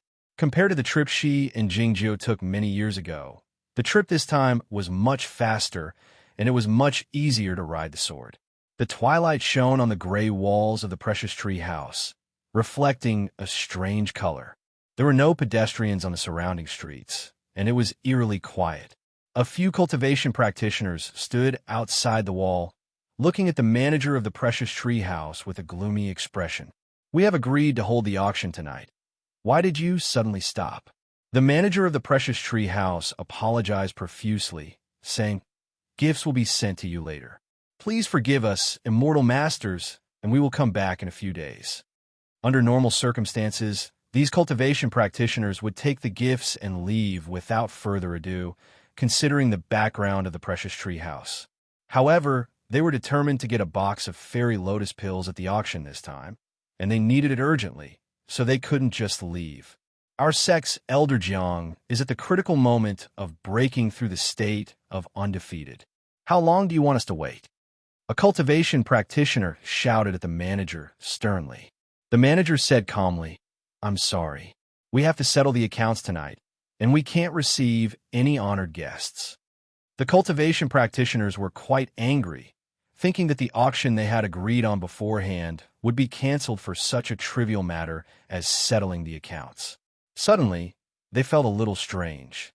Although the Precious Tree House had a profound background, it rarely did such unreasonable things. Moreover, the manager's expression was too calm, as if he was sure that no matter how absurd the excuse was, he wouldn't worry about being criticized by the guests. One of the cultivators thought of a possibility and asked in surprise, "Could it be that an important person has come from the mountain?" The steward smiled faintly and did not reply. The cultivators subconsciously raised their heads to look at the top floor of the Precious Tree House in the sunset, but they were worried that the other party would perceive their gazes and feel disrespectful, so they quickly lowered their heads. "Then what are we waiting for? Quickly disperse. Manager, please inform me when the immortal lotus pill will be auctioned." The venerables, stewards, and guards of the Precious Tree House stayed on the lower two floors. The top floor was quiet. This was the tallest building in Nanhezu. Standing by the railing, one could overlook the whole of Chaonan City under the setting sun. The scenery was breathtaking. The owner of the precious tree house wasn't in such a mood today. He didn't dare to look back either. He just stood in front of the door with his back bent, not daring to make any sound. He was a famous figure in Nanhezu and even in the whole of Chaotian, but he acted like a servant at the moment. The door was pushed open. Gu Qing walked out from inside and handed a portrait to the owner, saying, "Let me see if anyone has seen it." The owner of the precious tree house received the portrait with both hands reverently. Without delay, he trotted downstairs and pushed open the door to the deepest room on the second floor. The room was spacious. More than 20 old men in green clothing were waiting in it, looking a bit nervous. These old men were the most experienced venerables of the precious tree house, and there were a few stewards with good eyesight. Even the venerables of the branch in Jiaoga City had come back. The owner of the precious tree house put the portrait on the table and made way for them, saying, "Whoever finds the clue first will be rewarded with a building." The venerables all knew that the building mentioned by the owner was not an ordinary residential building in Chaonan City, but a branch of the precious tree house. How much would that building be worth? Of course, they would try their best to find the clue even if they didn't have the money, because the thing in the portrait was the future of the precious tree house. The old venerables gathered around the table and began to study the portrait carefully. The owner of the precious tree house retreated to the window, feeling stuffy, but he didn't dare open the window to get some fresh air. He took out a silk handkerchief from his sleeve and wiped the sweat off his forehead, thinking of a way to make up for it if he failed. He had sent too many gold and silver mountains to the Zhao Manor House in Jiaoga City in the last few years, and it wouldn't be a good idea to send more. Should he send them to the Gu clan? Yet, the eldest master had been treated badly in the clan, and it was unknown if he would appreciate it. A few years ago, the peak master of Bihu went mad and was suppressed by Yuan Shijing. The precious tree house lost its most powerful backer and was on the verge of collapse. Unexpectedly, Jing Jiao and Zhao Liu stayed at the precious tree house for a while on their first trip to the human world, and they even did this thing. Using this trivial relationship, the owner of the precious tree house forced his way into the Zhao Manor House in Jiaoga City. In the years that followed, the precious tree house dedicated themselves to the Zhao Mansion, and their unremitting efforts were finally recognized by Shenma Peak. Since then, the precious tree house had been responsible for providing all the needs of the Shenma Peak. Of course, they had paid a huge price, but they had also kept some of the more important shares. It could be said that they had escaped the disaster. In the past few years, Shenma Peak had been sealed again. Whenever there was a need, it was Gu Qing who requested it through the clan. A few days ago, the precious tree house received a letter from the Gu clan saying that the Peak Lord would personally come here to look for something. Although the owner was shocked, he naturally attached great importance to this matter. If this matter wasn't handled properly, would the precious tree house still be able to continue operating? It should be 3-leaf grass. Immortal Master might have remembered it wrongly. A white-haired old consecrator flipped through a yellowed book in his hand and said with certainty, "It's recorded in the Southern Heaven Medicine Trove. How can you believe the things recorded in those worthless wild herbs?" Another consecrator said, How many treasures have we handled over the years? Look at all the people in the building. Who has seen it before? No one has even heard of it." Listening to these quarrels, the owner of the precious tree house looked a bit gloomy. He walked to the table and looked at the painting, saying, "It doesn't look special. Why don't I have any impression of it?" The painting was of a stalk of grass with 3 leaves. It was green and tender like a piece of jade. The consecrator said with a bitter face, "It's because it looks too ordinary that it's hard to tell. It can't really be a 3-leaf grass." The owner of the precious tree house said seriously, "I don't care what it is. I have to find it no matter what. Otherwise, even if I can survive, I want to die." Hearing this, the quarrels immediately stopped. The consecrators began to flip through the ancient books again, or frowned and thought hard, trying to find clues. The room became very quiet. Only the sound of turning pages could be heard. Time passed slowly. After an unknown amount of time, a surprised voice suddenly rang out. A deacon came to the table with a book in his hand. He directly opened one of the pages and said, It's recorded in the miscellaneous examination of Yuyang. Hearing the name of the book, everyone's expression changed slightly. They didn't have much confidence. There were too many supernatural things in the miscellaneous examination of Yuyang. It was difficult to distinguish the real from the fake. Moreover, the text was rough and the description was boring. Few people would read it carefully. Dozens of eyes fell on that page. It was recorded very clearly in the book that a few hundred years ago, a strange grass had appeared by the shore of the great marsh. It had 3 leaves, and there was nothing special about it. However, its green color was eye-catching, and even the cold wind and raging fire could not change it. This wild grass was judged by the doctor monk of the Guoqing Temple to be an extremely rare magic grass of the fairy realm, and was named the 3 Purities grass. It attracted countless sects and rogue cultivators to fight for it. The reason why no one in the cultivation world remembered this matter was that no tragedy of fighting for the treasure took place afterward, and also because the people present were asked not to disclose this matter. Who would have thought that it would be recorded by the scholars in the mortal world? It's quite similar. The owner of the Precious Tree House said thoughtfully. The other consecrators also nodded. The miscellaneous examination of Yuyang was not credible. The text was rough, but the description of this matter was very true. Who could make such a precious magic grass disappear just like that? And no sect dared to mention it? In the whole of the southern continent, only the Aoyama sect could do this. Who could make the Aoyama sect put so much effort just for a magic grass? In the whole of the 9 peaks, only the immortal Jingyang could do this. Of course, the immortal Jingyang practiced the 9 deaths sword style. He needed it when he broke through the free travel state.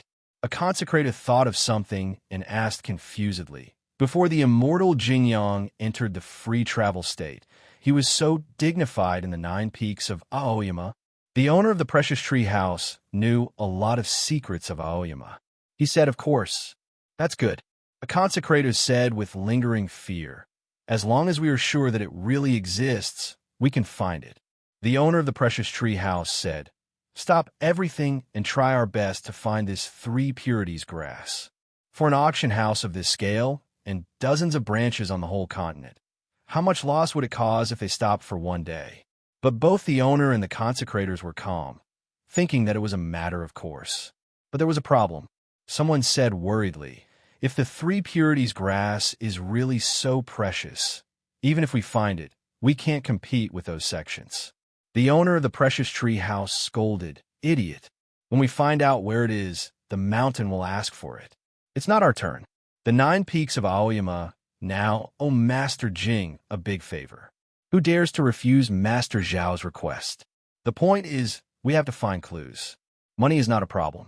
Do you hear me? In the attic, the twilight was over, and the luminous pearl was emitting a faint light.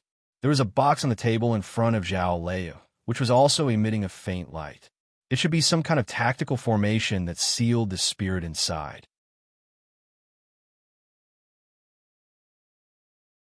Chapter 205. With the help of the 3 Purities grass, it would be safer and smoother to enter the state of free travel with the 9 death sword style. Jing Jiu was well aware of this, so how could he not be prepared? Even Zhao Lei didn't know how many other treasures were hidden on the top of Shima Peak. But now that she already had the 3 Purities grass, why did she still need to look for it? Was it for Gu Qing? In the early morning, the owner of the Precious Tree House entered the room. His eyes were a bit red, indicating that he hadn't slept all night. But he was clean, and his temples were a bit wet, without any strange smell. It was said that the immortal masters of Aoyama preferred cleanliness. He was worried that his vulgar smell would offend her, so he took several baths and didn't dare to use any fragrant powder. In fact, facing Zhao Lei, this kind of worry was unnecessary. She didn't even look at him kneeling on the ground and said, many people should know about this, right? The owner of the Precious Tree House stiffened slightly, and fear rose in his heart. Though the guardians and stewards of the house were loyal and obedient, who didn't care about the master of Aoyama's every move, who could guarantee that no information would be leaked out. Zhao Lei handed the box to him and said, There is a 3 purities grass in it. The owner of the precious tree house was even more shocked and confused, wondering what she meant. Zhao Liu said, "You will make it appear wherever I need to find it. Can you do that?" The owner of the precious tree house stared at the floor in front of him. He didn't dare to move his eyes, but his mind was racing. He didn't understand the purpose of this strange request, but he still answered without hesitation, "Yes." Gu Qing walked him out of the room. He bowed and said that he didn't dare to do that. I saw that there were formations guarding the walls and windows of the precious tree house. Gu Qing asked, "What's so special about it?" The owner of the precious tree house said, "It's mainly used to isolate sound and breath." Gu Qing asked, "Will there be a warning if someone touches it?" The owner of the precious tree house didn't dare to guess the purpose of these questions, so he answered, "Yes." Gu Qing asked again, "Do the precious warehouse and the outer house use the same method?" The owner of the precious tree house said, "It's mainly used to conceal the breath of the treasures. Nothing else is required. So we all use the same formation provided by Ozawa." After a moment of silence, Gu Qing said, "I think you should know how to dismantle this formation without giving any warning." The owner of the precious tree house still couldn't figure out what he wanted to do, but his back was wet with sweat. He said in a slightly tense voice, "I have to." Zhao Liu and Gu Qing continued riding their swords to the north. They landed when they saw the large city in the distance. That was Zhaoga City. They landed on the ground, not because they wanted to show respect to the imperial court, or because they were afraid that the Pure Heaven Bureau would misunderstand them, but because they had no intention of going to West Mountain residence. There was a manor outside Zhaoga City. It was unknown how much gold and silver had been used to build the manor, which was as beautiful as a fairyland. It was the second manor of the Zhao family. There was a lake in the Zhao garden, and there was only one boat in the lake. Zhao Liu sat at the bow of the ship, looking at the few pitiful clouds in the blue sky in silence. 3 years ago, she and Jingjiu had a conversation on this ship. Following that, Jingjiu left to attend to some matters. According to her calculations, he should have gone to Mount Li. Later, Shuei Nunnery's M.O., she appeared and asked her to meet in the Mingtsue Valley on behalf of Guidong. As a result, the assassination attempt took place. Because of the assassination attempt, she couldn't participate in the law tournament. Because of the conversation on the ship, Jingjiu took her place in the law tournament and never came back. This ship should have sunk long ago. Gu Qing closed his eyes and cultivated on the grass by the lake. There was no one in the Zhao garden. There wasn't even a servant. It was extremely quiet. As dusk fell, Zhao Liu and Gu Qing got up and left. They entered Zhaoga City before nightfall. It was still sunny outside the city gate. After walking through the long and gloomy city gate, the raindrops fell down, wetting their cheeks. Zhao Liu remembered that it was spring. They stopped at the entrance of an alley amidst the pattering spring rain. They could see the black eaves of Taichung Temple in the distance. They looked more like the horns of an old dragon under the effect of the darkness of night and the rain. Zhao Liu walked up the stone steps and pushed a green brick on the wall 1 inch. She knew that a smooth stone ball would start rolling in a place she couldn't see, and then it would smash a precious ceramic bowl or basin. She didn't understand why Jingjiu didn't use the formation when he told her about it. If it was just to listen to the sound, why did he use the precious ceramic where from the official kiln? Later, she realized that the simpler the mechanism was, the more reliable it would be, and the more precious the object would be valued if it was destroyed. She and Gu Qing walked in as the gate of the courtyard was opened. She nodded to the family in the living room across the small garden and then walked along the roof corridor to the room. There was no bamboo chair in the room. There were a few inks on the shelf and a chess set on the table. Gu Qing glanced at it twice and was certain that it was the same chess set they had played on the chessboard mountain. Duke Lu walked out from a corner and said sentimentally, "I've known your father for many years, but I didn't expect to meet his daughter in this capacity." Gu Qing was startled, but he didn't say anything. Zhao Liu nodded slightly and said softly, "He said he could ask for your help if he needed any help." Duke Lu said, "Please tell me." Zhao Liu said, I want to go to the palace. You want to meet the emperor? Duke Lu thought that she was qualified to meet the emperor in her current status, but since she wanted to arrange it himself, it meant that she wanted to meet the emperor in private. Zhao Liu said, "It's the royal concubine. Please arrange it." Duke Lu glanced at her meaningfully and said, "Okay." The royal concubine in the royal palace was none other than royal concubine Hu. Everybody knew it.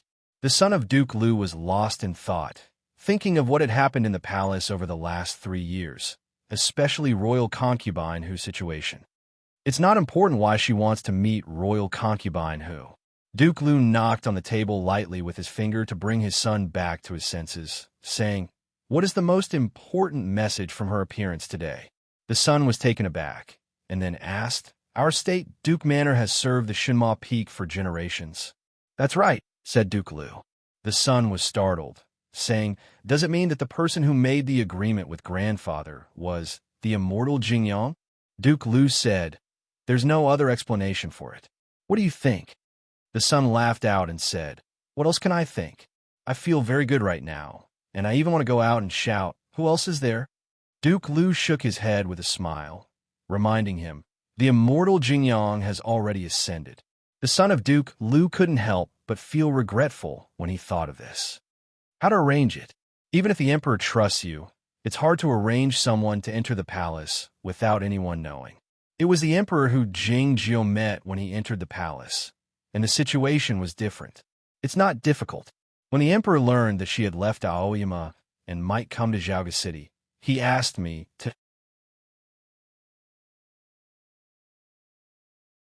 Chapter 206.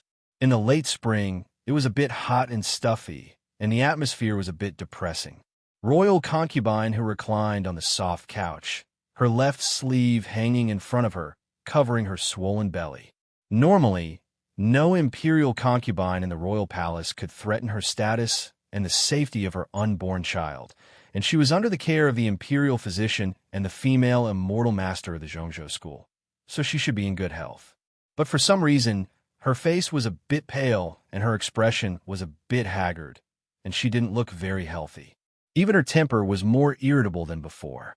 She summoned all her servant girls to the front hall for a trivial matter that day. The voice of the messenger rang out outside the hall. Royal concubine who felt surprised. She stood up by holding the edge of the couch and took 2 steps forward. Her movement was a bit awkward, but she did it on purpose so that the visitor would see her. She knew better than anybody else the status of Duke Lu in front of the emperor. Seeing this, Duke Lu said hastily, "Please sit down, Your Highness." Royal concubine who sat down with a faint smile and asked mildly, "State Duke, do you have something to do today? Does the emperor want to see me?" She felt a bit nervous, expectant, and uneasy when she asked the question. The emperor hadn't come to the hall to see her for many days. "Your Highness, 2 guests want to see you." Having said that, State Duke Lu walked out of the grand hall without hesitation. Zhao Liu and Gu Qing walked out from behind the pillar. It was unclear how they got here. Royal concubine who didn't call out the assassins, nor did she call anyone. All she did was look at Zhao Liu in silence. They had met in the old plum garden 3 years ago, and they had a grudge against each other. Zhao Liu said, "You're much better than you were 3 years ago, since you're so calm under such circumstances." Royal concubine who shot her a sideways glance and said, "Even though you're the peak master of Aoyama, you can't get away with it if you're discovered sneaking into the palace in the middle of the night." Zhao Liu said expressionlessly, "I think you should be more worried about yourself."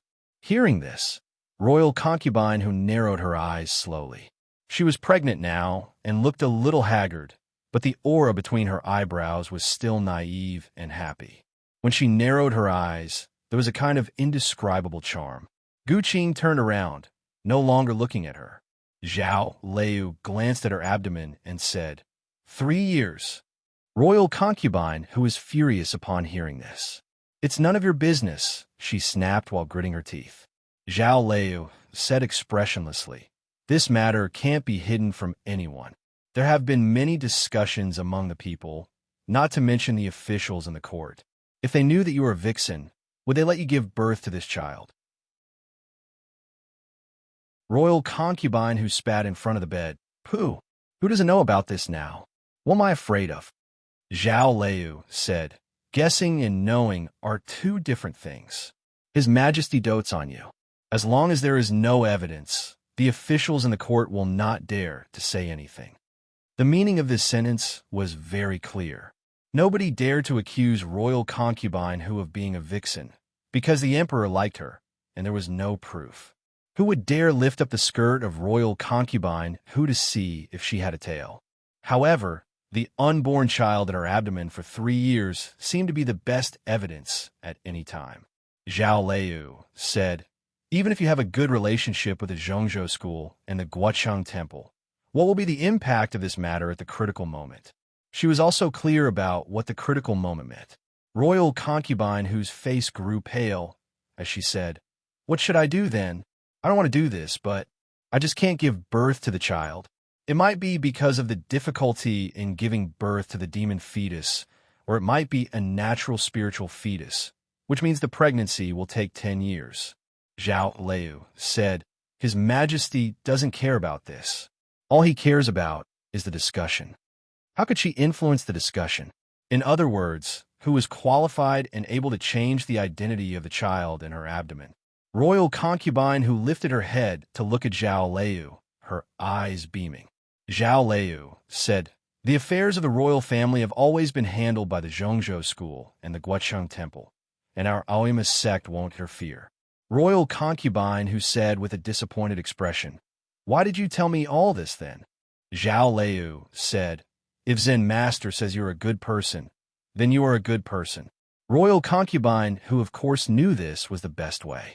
In this regard, neither the sect master of Aoyama nor the sect master Zhongzhou was as popular as Zen master. As long as Zen master said so, who would dare not believe that she was pregnant with a Buddha fetus, not to mention a natural spiritual fetus? But Zen master said that the cause and effect between us are over. He doesn't even want to see me, let alone speak for me. Royal concubine who appeared very weak at the moment. Zhao Liu thought of a certain woman, raising her eyebrows slightly. The relationship between you and Zen master is over, but he still owes the Shinma Peak a favor. It was because of what had happened in the cultivation tournament of the Plum meeting 3 years ago, or because of a story that happened a long time ago.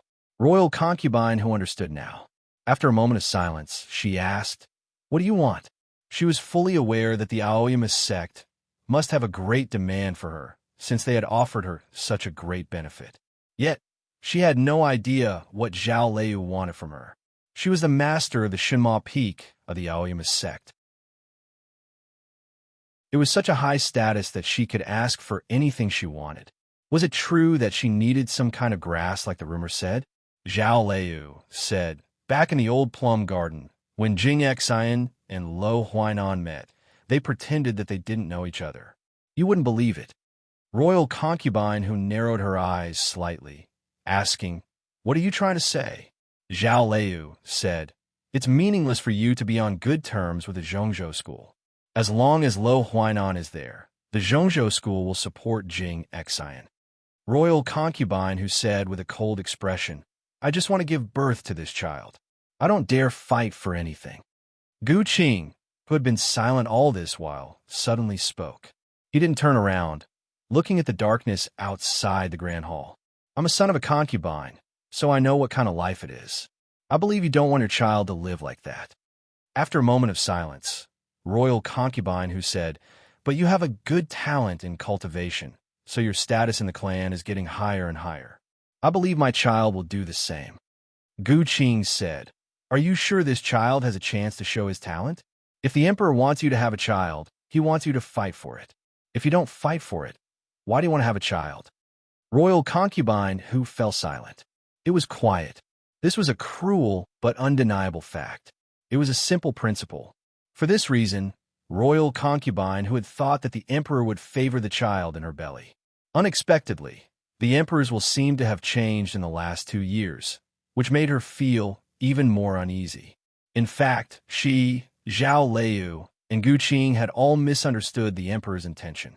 According to the emperor's original plan, as long as royal concubine who could give birth to the child and wait for a few years to confirm that the child was healthy, the emperor would remove Jing Xian from the position of prince and banish him to the Guocheng temple to shave his hair and become a monk, leaving no chance for him to fight for the throne. It was Jing Zhou's idea not to let Jing Xian inherit the throne, but Jing Zhou was gone. The emperor didn't believe that Jing Zhou would die, but he hadn't heard from him for 2 years. Anyone would have to consider the possibility. Without the firm and unreserved support of the Aoyama sect, the emperor would have to pay attention to the opinion of the Zhongzhou school. In a short time, royal concubine who had made up her mind. "What do you want me to do?" she asked. Gu Qing turned around and said, "I want to know the whereabouts of Lo Huainan."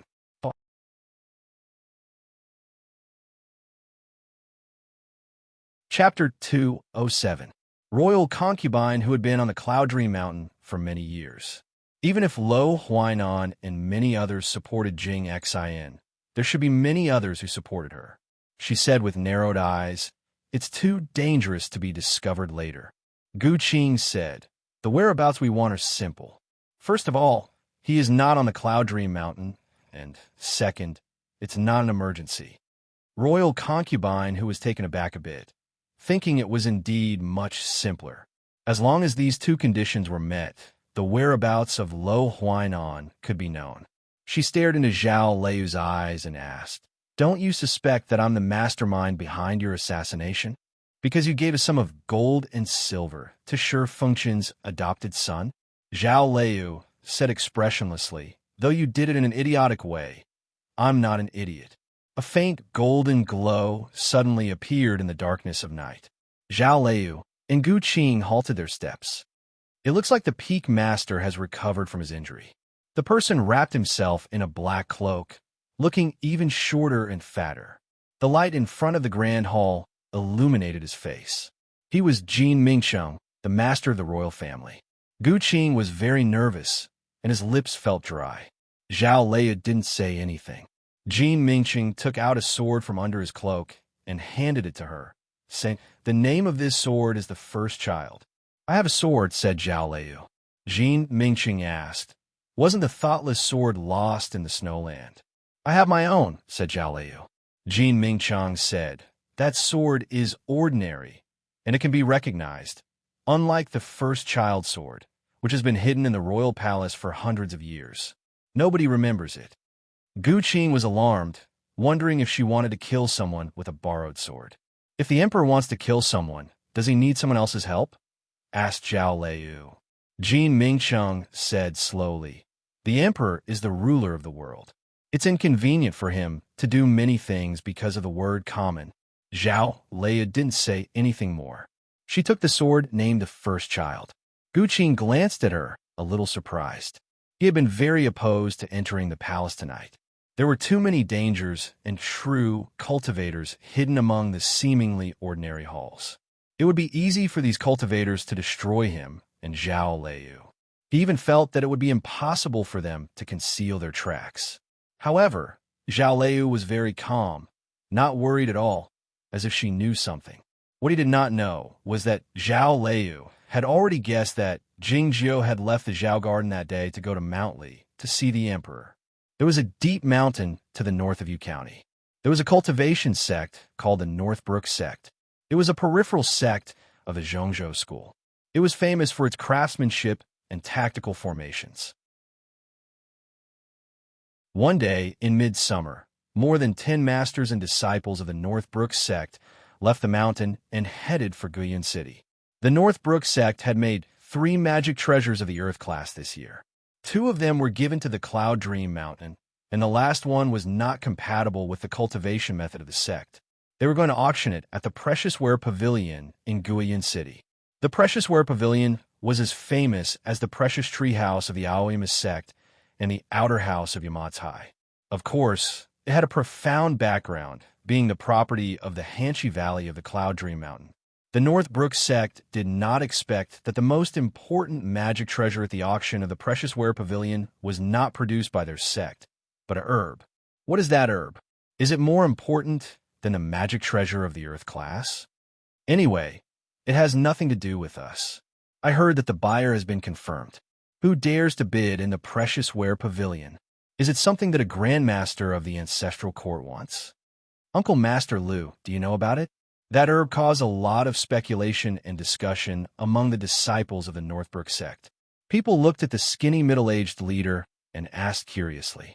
The Uncle Master Lu listened to these discussions and smiled without saying anything. He knew more than that. That herb should be the rumored 3 purities grass. Of course, it was qualified to be placed in the most important position in the auction. The sword sect of Aoyama had released the news, so no one dared to compete with them for this herb. They just followed the rules of the precious ware pavilion.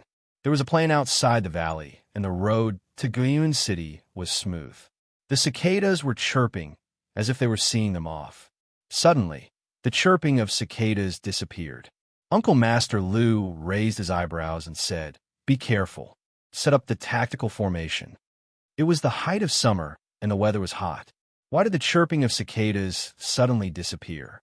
An extremely faint black fog floated into the valley. The newly grown fruits on the trees were crushed by the fog. The disciples of the Northbrook sect suddenly became serious. They took out their magic treasures as fast as they could and set up the defensive tactical formation. The black fog gradually dispersed, and several figures gradually appeared. Judging from their clothes and cold aura, they were not good people. I didn't expect that you would be so vigilant despite your low state. You could even discover our traces in advance. An indifferent old man said, "The young master wants the treasure you are carrying. Hand it over quickly." Uncle Master Lu said, "So you are the devils of the mysterious dark sect. This is Yu County, less than 3,000 miles away from the Cloud Dream Mountain. What did you become so bold?" The Central Prefecture is the Central Prefecture, and you are you. Even if we kill all of you, so what? Can the Taoists in the Cloud Dream Mountain come here? The old man was an elder of the mysterious dark sect, and his evil magic was extremely powerful. He didn't care about these masters and disciples of small sects, but he was a little afraid of the tactical formation of the Northbrook sect. For some reason, the mysterious dark sect was very eager to get the magic treasure of the Earth Grade. They didn't buy it from the Precious Ware Pavilion through the individual cultivators, but chose to rob it directly. The battle began. The air was torn apart, and countless airflows collided with each other. The black fog became thicker and thicker, and the clear light emitted by the tactical formation of the Northbrook sect became dimmer and dimmer. The disciples of the Northbrook sect stood in the tactical formation, using their magic treasures to maintain the tactical formation. They were struggling under the attack of the people of the mysterious dark sect, and their faces became paler and paler. They had already sent out the signal for help, but they didn't know when their fellow disciples would come and help them. The elder of the mysterious dark sect looked at the scene in front of him coldly. He seemed calm, but he was actually a little anxious. This place was not far from the Northbrook sect. What if the other side came to help them? More importantly, it would be troublesome if the Cloud Dream Mountain was alarmed. Suddenly, a gap appeared in the tactical formation. The elder of the mysterious dark sect's eyes became cold.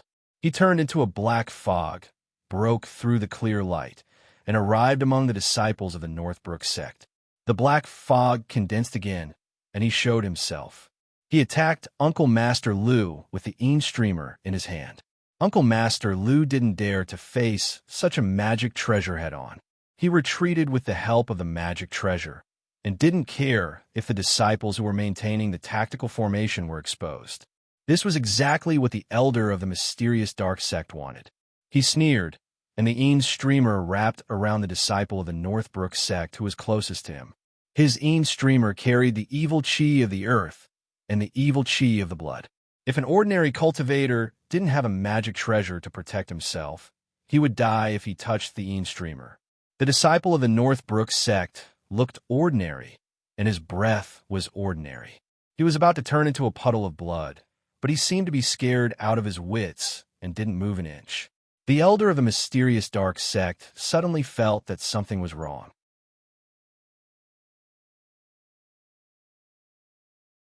Chapter 208. The elder of the mysterious dark sect screamed and spat out a black skull from his palm. He threw it toward the small bronze bell. A loud boom resounded. Violent waves of chi swept out in all directions like waves. The black fog in the valley was blown away, and the sunlight shone on the ground again. The black skull was broken into countless pieces, falling down like rain. The grass that touched it withered immediately. The small bronze bell flew back to the disciple of the Northbrook sect. Lo Huainan, the elder of the mysterious dark sect, shouted angrily. Who would have thought that Lo Huainan, the head disciple of the Zhongzhou school, was hiding in the troop and disguised as an ordinary disciple of the Northbrook sect? It was a trap today. The elder of the mysterious dark sect didn't dare to stay any longer since his natal skull was destroyed.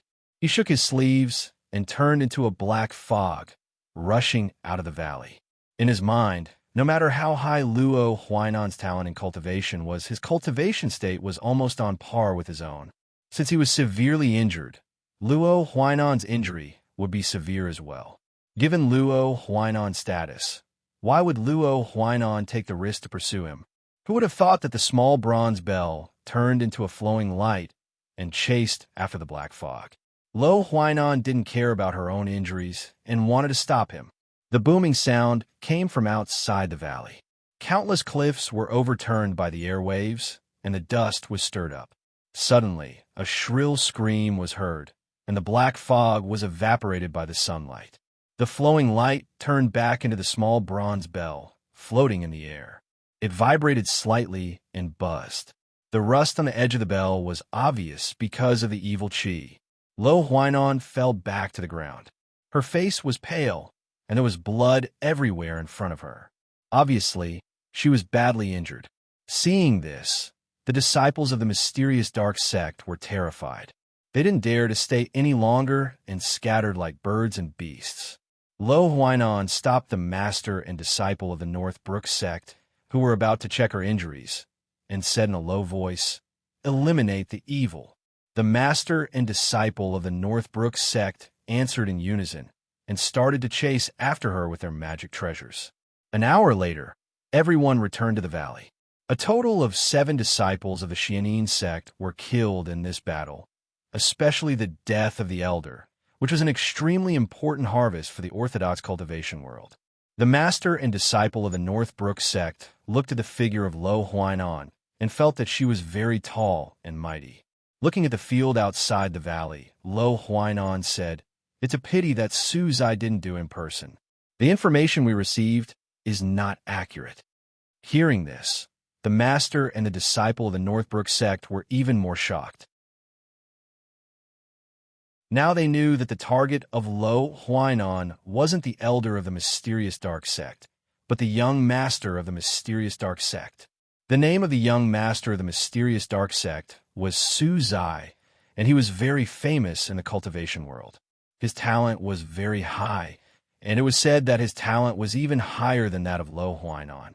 The master and disciple of the Northbrook school thought that the rumor was true. According to the rumor, 3 years ago, Lo Huainan had another fortuitous encounter in the cultivation tournament in the snowfield. Otherwise, why would he be so calm and confident when mentioning Su Zai? Seeing Lo Huainan's pale face, Senior Master Lu remembered another rumor, saying uneasily, "Big Brother Luo, it's a bit far to go back to the Cloud Dream Mountain.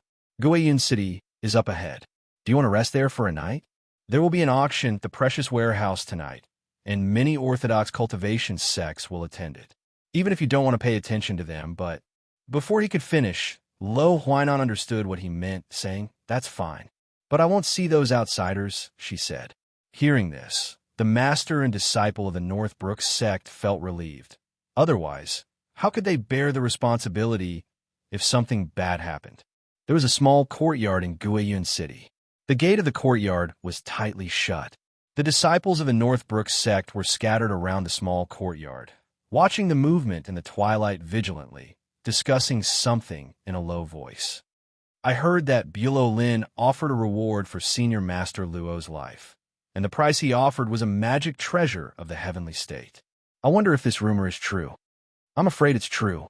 Otherwise, How could Senior Master Luo agree to Senior Master Lu's request to recuperate here based on his temperament? Senior Master Luo is regarded as a formidable enemy by the devil men of the deviant sects and has sworn to kill him. But he isn't afraid at all. He slays the devils and devils everywhere. It's really remarkable. It was quiet in the small courtyard. A gentle breeze blew over the flowering trees, making the afterglow on the trees more vivid. There was a well under the wall, from which the sound of water could be vaguely heard.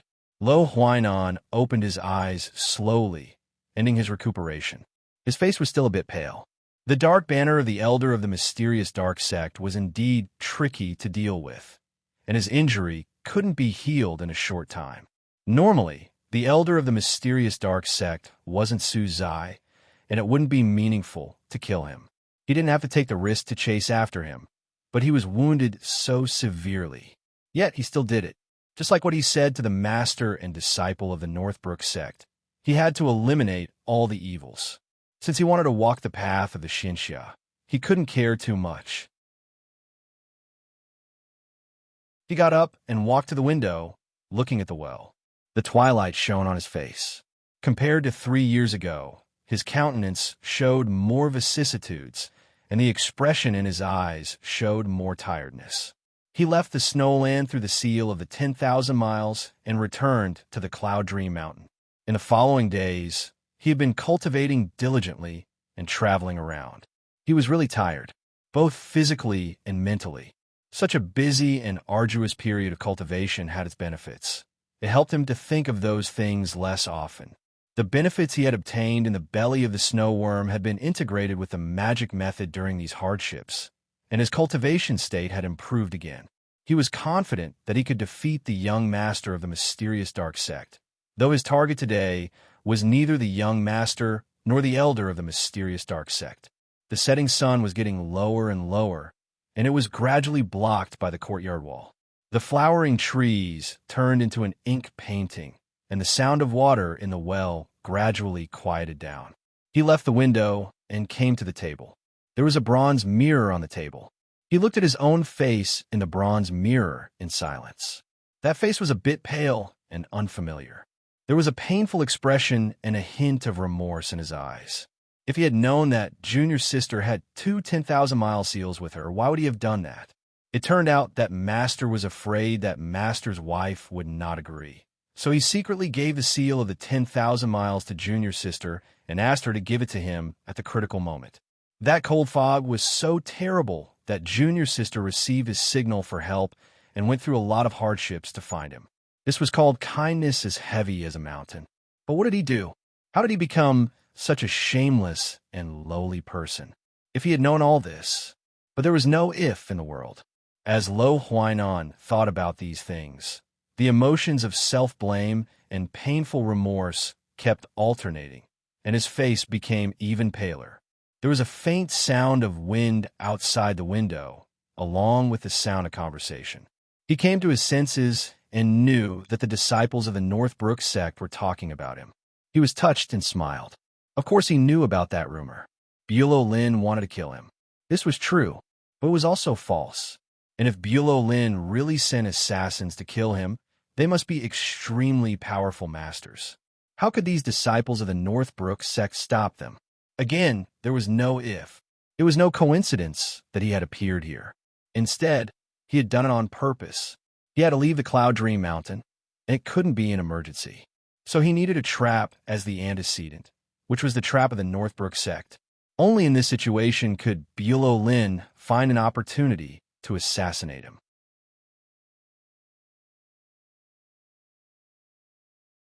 Chapter 209. Lo Huainan glanced at the man in black calmly. She must have known that he would appear. You have to deal with the water on you. Otherwise, if traces are left, everyone will know that you have been hiding in the well. He looked at the man in black and said, in the outside world's impression, I'm open-minded, but I'm cautious and prudent. I definitely won't forget to check the well. The man in black asked, where should I hide? Lo Huainan said, in the cabinet. The closer you are, the more powerful the demonic art will be. This is also the style of your Bulow Lin. You try to get as close to the cultivation practitioners as possible. As for how to conceal your breath, you can blame it on some magic treasures. The man in black looked down at his wet clothes. A faint flame appeared in his eyes, but it was very beautiful and looked a bit weird. In a short time, the water on his body evaporated into smoke and disappeared without a trace. Seeing this, Lo Huainan slightly raised her eyebrows and asked, "Is this the demonic fire?" The man in black didn't answer her question. He looked at the watermarks on the ground and reached out to get rid of them. Lo Huainan shook his head and said, "It may alarm the fellow Taoists outside. Let it do it by itself." From the well to the house, there were wet footprints on the ground of the courtyard. Naturally, it would take much longer for the wind to dry them than for the demonic fire to dry them. It would take some time. Lo Huainan wasn't worried about alarming the people outside because he had set up a formation to isolate breath in the courtyard. He just wanted to talk to the man. He hadn't talked to anyone for a long time, and he was very interested in the identity of the man in black. "This is the first time we've met. I didn't expect it to be under such circumstances." Lo Huainan said to the man in black, "You've worked hard all these years." The man in black said, "Not at all. It's just that it doesn't feel good to be misunderstood." Lo Huainan said, "Jingjiu is a good man. I think you might have misunderstood him. Anyway, it's all a misunderstanding. Don't blame him." The man in black was silent for a while and said, "Let's begin." The wet footprints on the ground had already faded. When they were done, they should all disappear. Lo Huainan's finger fell on the table, and she said, "You can't use the power of the monster dawn for the first time, because our Zhongzhou school is very sensitive to the cultivation methods of the evil sections." The man in black said, "I know how to use a sword." Lo Huainan raised her hand. The black-clothed man summoned his flying sword and silently cut the spot where his finger had just landed. "This level is very suitable. It's just enough for us to suspect you." Lo Huainan felt the faint Aoyama sword will in the smooth crack on the table, and her mood changed slightly. It had been a few years, but not only did the other party's swordsmanship not fall behind, he even became more proficient in it. If he had stayed in Aoyama to continue learning the sword, who knew how far he would have progressed by now? He said, "If I dodge your sword, I will use the Bell of the North time to counterattack." "What will you do?" The man in black said, "Since I want to kill you, I won't hide." "Very good. It will be easier for us to develop this way." Lo Huainan walked to the other corner of the room and said, "I won't choose to fight you to the death. I will use the escape method of heaven and earth to come here. Can you predict that?" The man in black walked over and said, "I can't, but there is a corresponding escape method in the blood magic. I should be able to follow you in a small area." "What level have you cultivated the blood magic to?" "For levels." Lo Huainan thought that he was indeed someone with natural Tao quality. Even if he abandoned Tao halfway and became a demon, he still improved so quickly. As long as she did not use any hidden methods, it was understandable that she would be seriously injured by the other party. "How badly do I need to hurt you?" "Cut off an arm." The two continued to discuss, gesticulate, and design. After confirming all the details, the man in black walked to the wardrobe. He suddenly stopped and asked, "Why are you willing to do such a thing?" "In the world of orthodox cultivation, I am the most famous now." Lo Huainan said with a self-mocking smile, "If I am assassinated by Bulow Lin's assassins, it will be the most eye-catching thing. It will be enough to help you." The man in black said, "What I mean is, why do you want to do such a thing?" Lo Huainan was silent for a while and said calmly, "Someone has to sacrifice, and I won't really die." The man in black said nothing more. He walked into the wardrobe and closed the door from the inside. The night grew darker. Lo Huainan walked to the table and sat down. She looked at herself in the mirror, closed her eyes, and began to wait. The auction of the precious where Pavilion was about to begin. Many people already knew what the most important treasure was. Countless eyes fell on the box in the middle.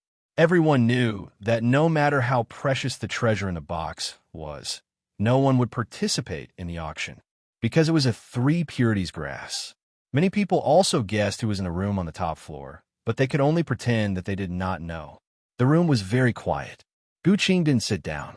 Even though he was sure that the formation of the precious where pavilion could prevent the situation in the room from being noticed by the outside world, he was still a bit nervous.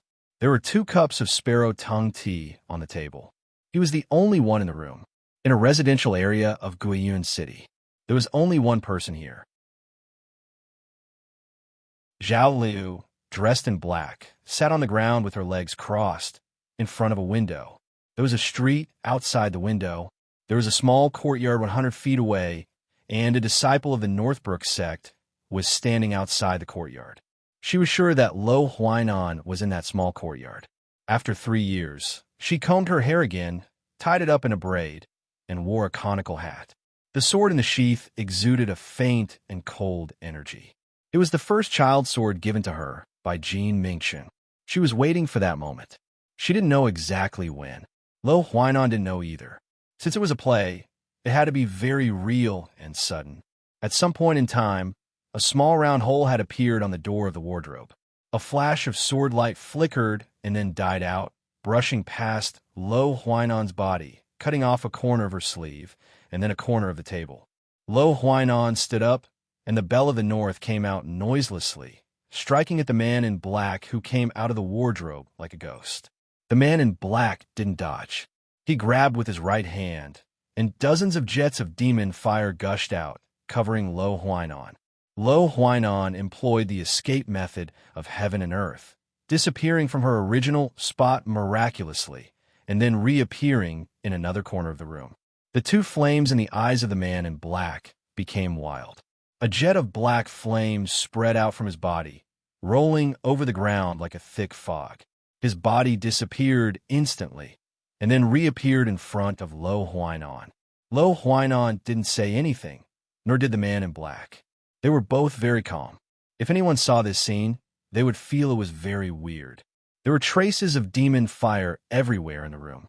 The legs of the table began to burn, emitting a burning smell. Soon, the disciples of the Northbrook sect outside the courtyard would be alerted. Seize the time. Lo Huainan signaled with her eyes. The man in black raised his hand, and dozens of jets of demon fire shot toward her. Lo Huainan leaned to the side, not dodging, and waited for his hand to fall. The man in black showed hesitation in his eyes. Lo Huainan misunderstood his meaning and nodded with a smile. The man in black's hand fell. It fell on Lo Huainan's chest. There was a muffled sound.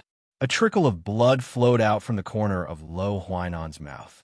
According to the original plan, he should counterattack and break the man's left arm. Then the man would leave, and the show would end. Lo Huainan suddenly felt something was wrong, and looked into the eyes of the man in black. The man in black's eyes were bloodshot, and he seemed to be a bit crazy. He didn't stop, and his right hand was still pressed against Lo Huainan's chest. The devilish flames with terrifying destructive power poured into Luo Huainan's body incessantly. Could it be that I've gone mad? Lo Huainan thought. The man in black's demon fire suddenly became several times stronger. His blood demon technique has at least reached the 5th level. So you want to kill me, Lo Huainan thought. There was a complicated emotion in his eyes, not sure if it was disappointment or something else. The demon fire with endless killing intent had already invaded his meridians, causing irreparable damage. Lo Huainan's face paled, and he spat out a mouthful of blood. The blood that contained the true power of Zhongzhou School's mysterious technique fell on the face of the man in black like an arrow, riddling the black cloth with holes. The black cloth fluttered like a butterfly, and the man's face was revealed. The face was a bit dark, but it was clean, giving off a familiar feeling.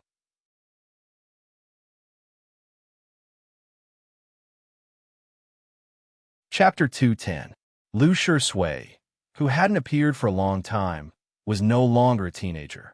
His expression was still calm, but the wildfire in his eyes was somewhat crazy. After being pushed back by Lo Huainan's blood arrow, he attacked again with the help of the demon fire on the ground. His flying sword slashed down. At the same time, his right fist punched at Lo Huainan's face with burning black smoke. Lo Huainan's meridians were damaged, but he had forced the demon fire out of his body with that mouthful of blood. His Taoist heart was clear, and he called back the North Time bell. A gorgeous stream of light illuminated the small courtyard that was shrouded in darkness. With a loud bang, the courtyard wall was completely shattered. The violent airwave rolled up the gravel and shot out in all directions. The disciples of the Northbrook sect who were guarding outside the courtyard fell to the ground and passed out. Lo Huainan's state was much higher than Lu Shisui's. Even though he was severely injured, Lu Shui couldn't fight against him head-on. Lu Shui's flying sword was cultivated again after he left Aoyama. Its rank was ordinary, so it was instantly destroyed into countless pieces. The North Time bell broke through the demon fire and hit his chest heavily. Lu Shui vomited blood and retreated.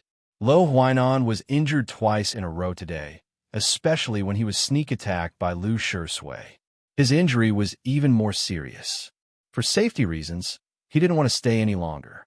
He used the escape method of heaven and earth to avoid the demon fire in the courtyard and flew to the sky to leave.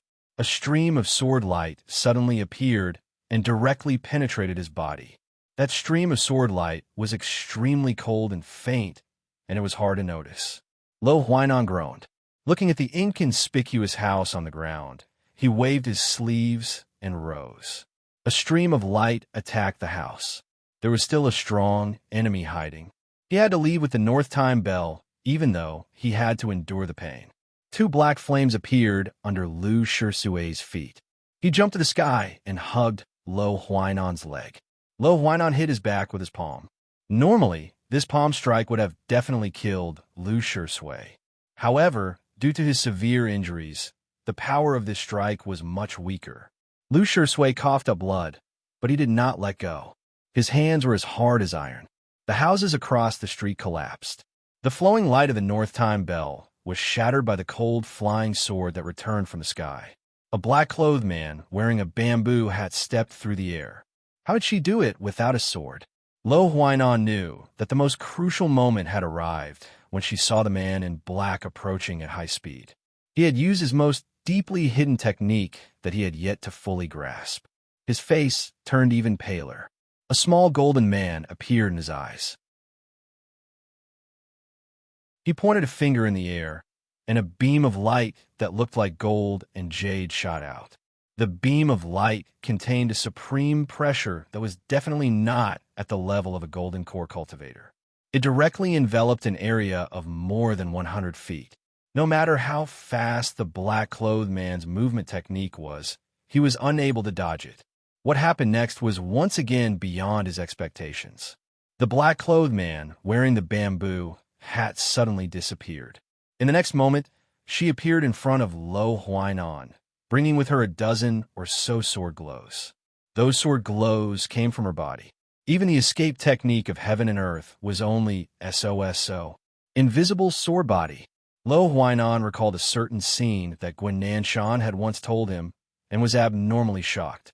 He looked at the eyes of the person under the bamboo hat and guessed who she was. Zhao Leu. With a howl, he brought his 10 fingers together. The night sky warped and the wind howled. It was like two invisible mountains were pressing down on Zhao Leu. Zhao Leu did not dodge and took the blow head-on. Lo Huainan's hand gripped her neck. His hand was covered in wounds and spurting blood. If he used even the slightest bit of force, Zhao Leu would die. But it was too late. Lu Shui's fist, covered in black, demonic flames, landed on his abdomen like an azure dragon. There was a loud boom.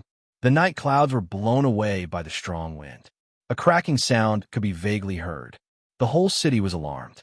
Pierced through by the first child sword and then struck by the bloody demonic technique, Lo Huainan's golden core could no longer bear it and shattered.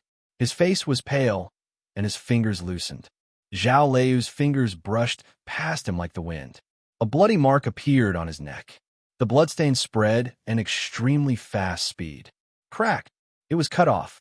Pa! Pa! Pa! Pa! Pa! For crashing sounds rang out in the ruins of the small courtyard. Lo Huainan's head and body could be seen in the dust. Lu Shui and Zhao Leu stood up. He spat out another mouthful of blood. Zhao Leu did not. Her face under the bamboo hat was a bit pale. She reached out her hand to call back the first child sword. Lu Shui reached out his hand to take it. The two looked at each other and disappeared into the darkness. On the top floor of the precious warehouse, Gu Qing walked to the window and started to dismantle the tactical formation outside the window attentively. His hands left many residual shadows behind. It was not hard to imagine how fast he was. The boss of the Precious Tree House was right. He had confirmed this fact when he dismantled the tactical formation. And for some reason, the wills of the inherited Heaven Sword seemed to be especially suitable for setting up tactical formations. The window was open a little bit. Zhao Liu showed up in the room. The sword lights in her clothes and hair gradually disappeared. Gu Qing rearranged the tactical formation outside the window and turned to walk to her. He took out a box and put it in front of her mouth. Zhao Liu spat out a mouthful of blood into the box.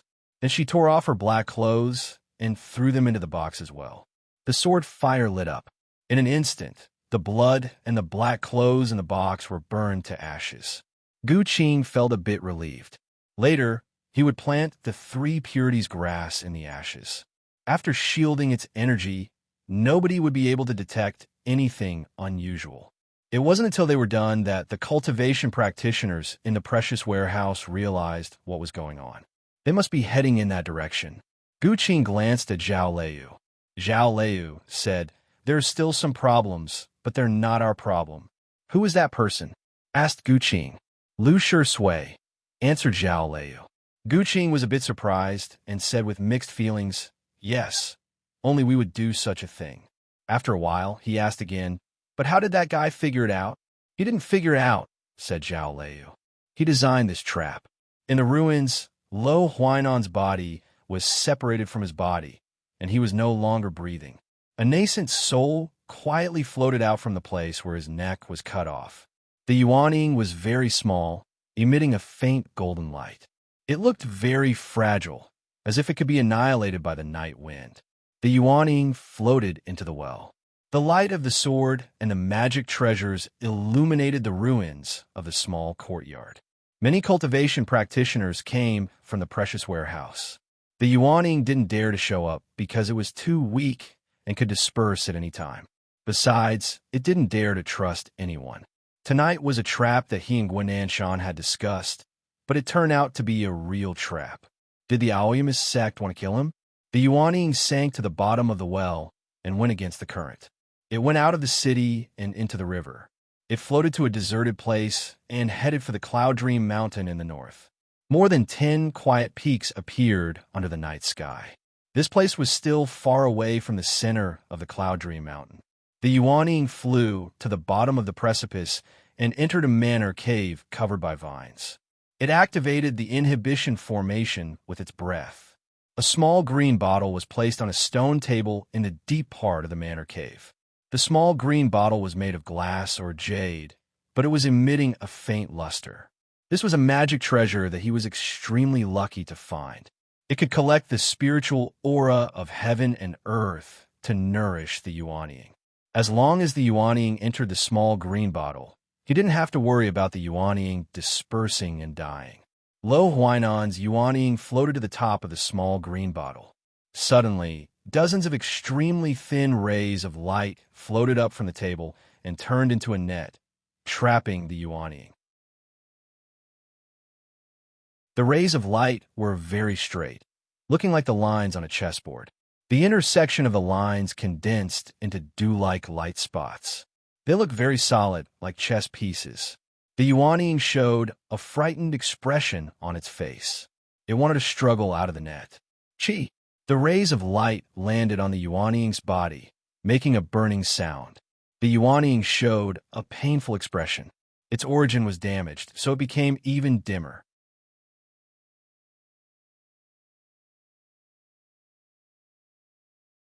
Chapter 211. Lo Huainan's nascent soul stopped struggling. The chessboard-like net of light stopped shrinking. Yuaning floats in the air above the little green bottle and looks at Tong Yan, who walks to the table with a puzzled expression. This kind of emotion was very faint because the nascent soul had just been born, so it was very faint to begin with. Tong Yin sits on the stone bench, and her eyes are at the same level as her nascent soul. The appearance of Yuan Ying is somewhat similar to that of Lo Huainan, but it is much more immature. Looking at Tong Yan's face from a very close distance, the picture is somewhat interesting. It turns out that you have secretly raised your Yuan Ying. No wonder you rarely stayed in the Cloud Dream Mountain in the past 3 years. Is this the last retreat that you have prepared for yourself? I don't even know what you're talking about. Hurry up and let me go. What I'm trying to say is that you killed my junior sister, so your conscience is uneasy and you are terrified. You don't even dare to let the two masters know that you are raising a nascent soul.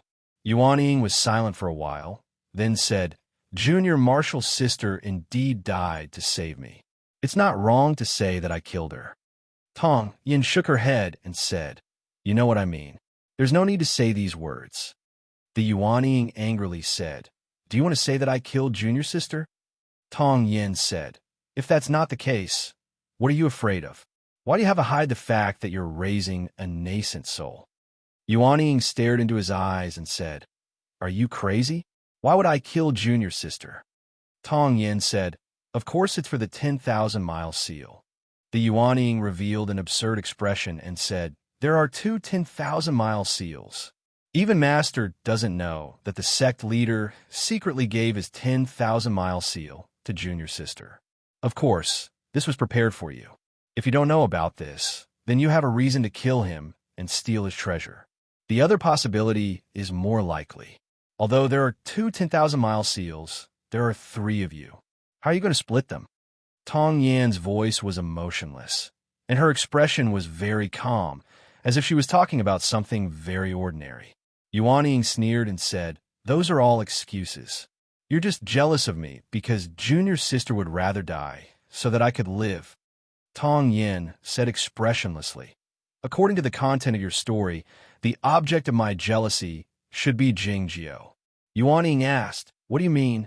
Tong Yin said, Sect head loves you too much and Master is too sad to suspect you. But I'm different. I don't like you. I've been thinking about this matter for the past 3 years. I've been thinking about what role you played in it. After I figured it out, I began to think about how to kill you quietly. The cave abode became very quiet. There was no sound for a long time.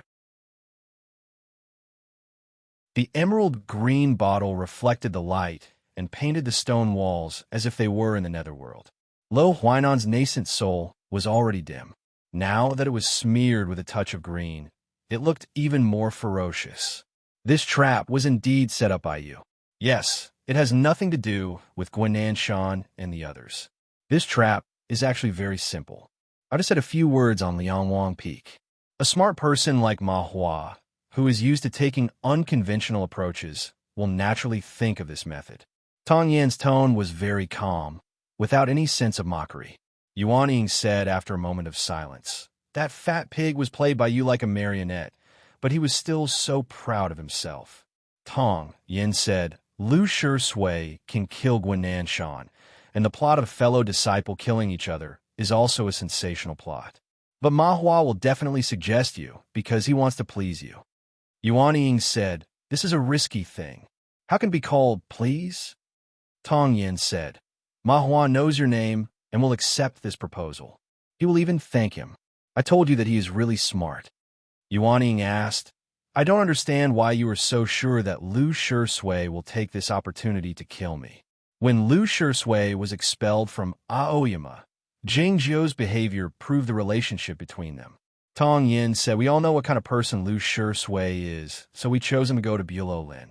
How can such a person not do something for Jingjiao? Yuan Ying said, But why does he think that Jingjiao's death has something to do with me? And Zhao Liu, I know you have been to Shima Peak. How did you convince her? Tong Yin said, I don't need to convince her, because she doesn't believe your story. Lu Shui knows Jingjiao, so he won't believe it either. Yuan Ying said, Do you also know Jingjiao? Tong Yin said, I have played chess with him, and I have never seen such a ruthless person. Yuan Ying said with slight mockery, You are indeed a chess player. You like to think about these things, but I didn't expect that you would set up a trap to kill me for Jingjiao.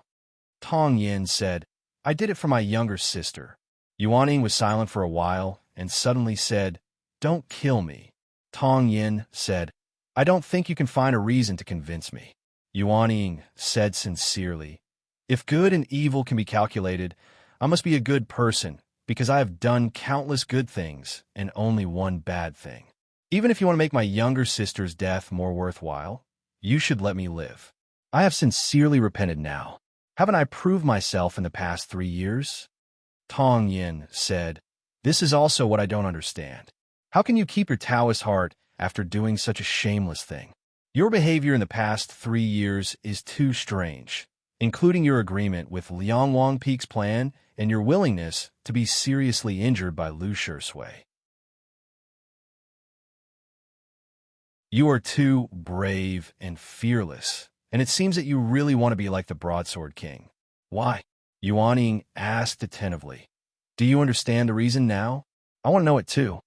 Tong Yin said, "That's because you want to suffer and be hurt so that you can offset your past sins and calm your Taoist heart." Yuanying was silent for a long time and said, "I see. Why? You are fearless of death now, but why did you make such a shameless choice at that time?" Tong Yin asked while staring into Yuanying's eyes. Lo Huainan's newborn Yuanying was very fragile and should have died in this trap. The reason why he could live until now was that he wanted to know the answer. Yuanying sighed and said, "Before life and death, it is easy to be generous, but difficult to be calm." Tong Yin asked, "How long did you stay in the snow worm's stomach?" To be exact, it was less than half a day, but I felt like it was half a lifetime. Lo Huainan was silent for a while and continued, "The higher the state of cultivation, the fewer emotions there are, but I can't get rid of those emotions." That was the fear of ending one's life.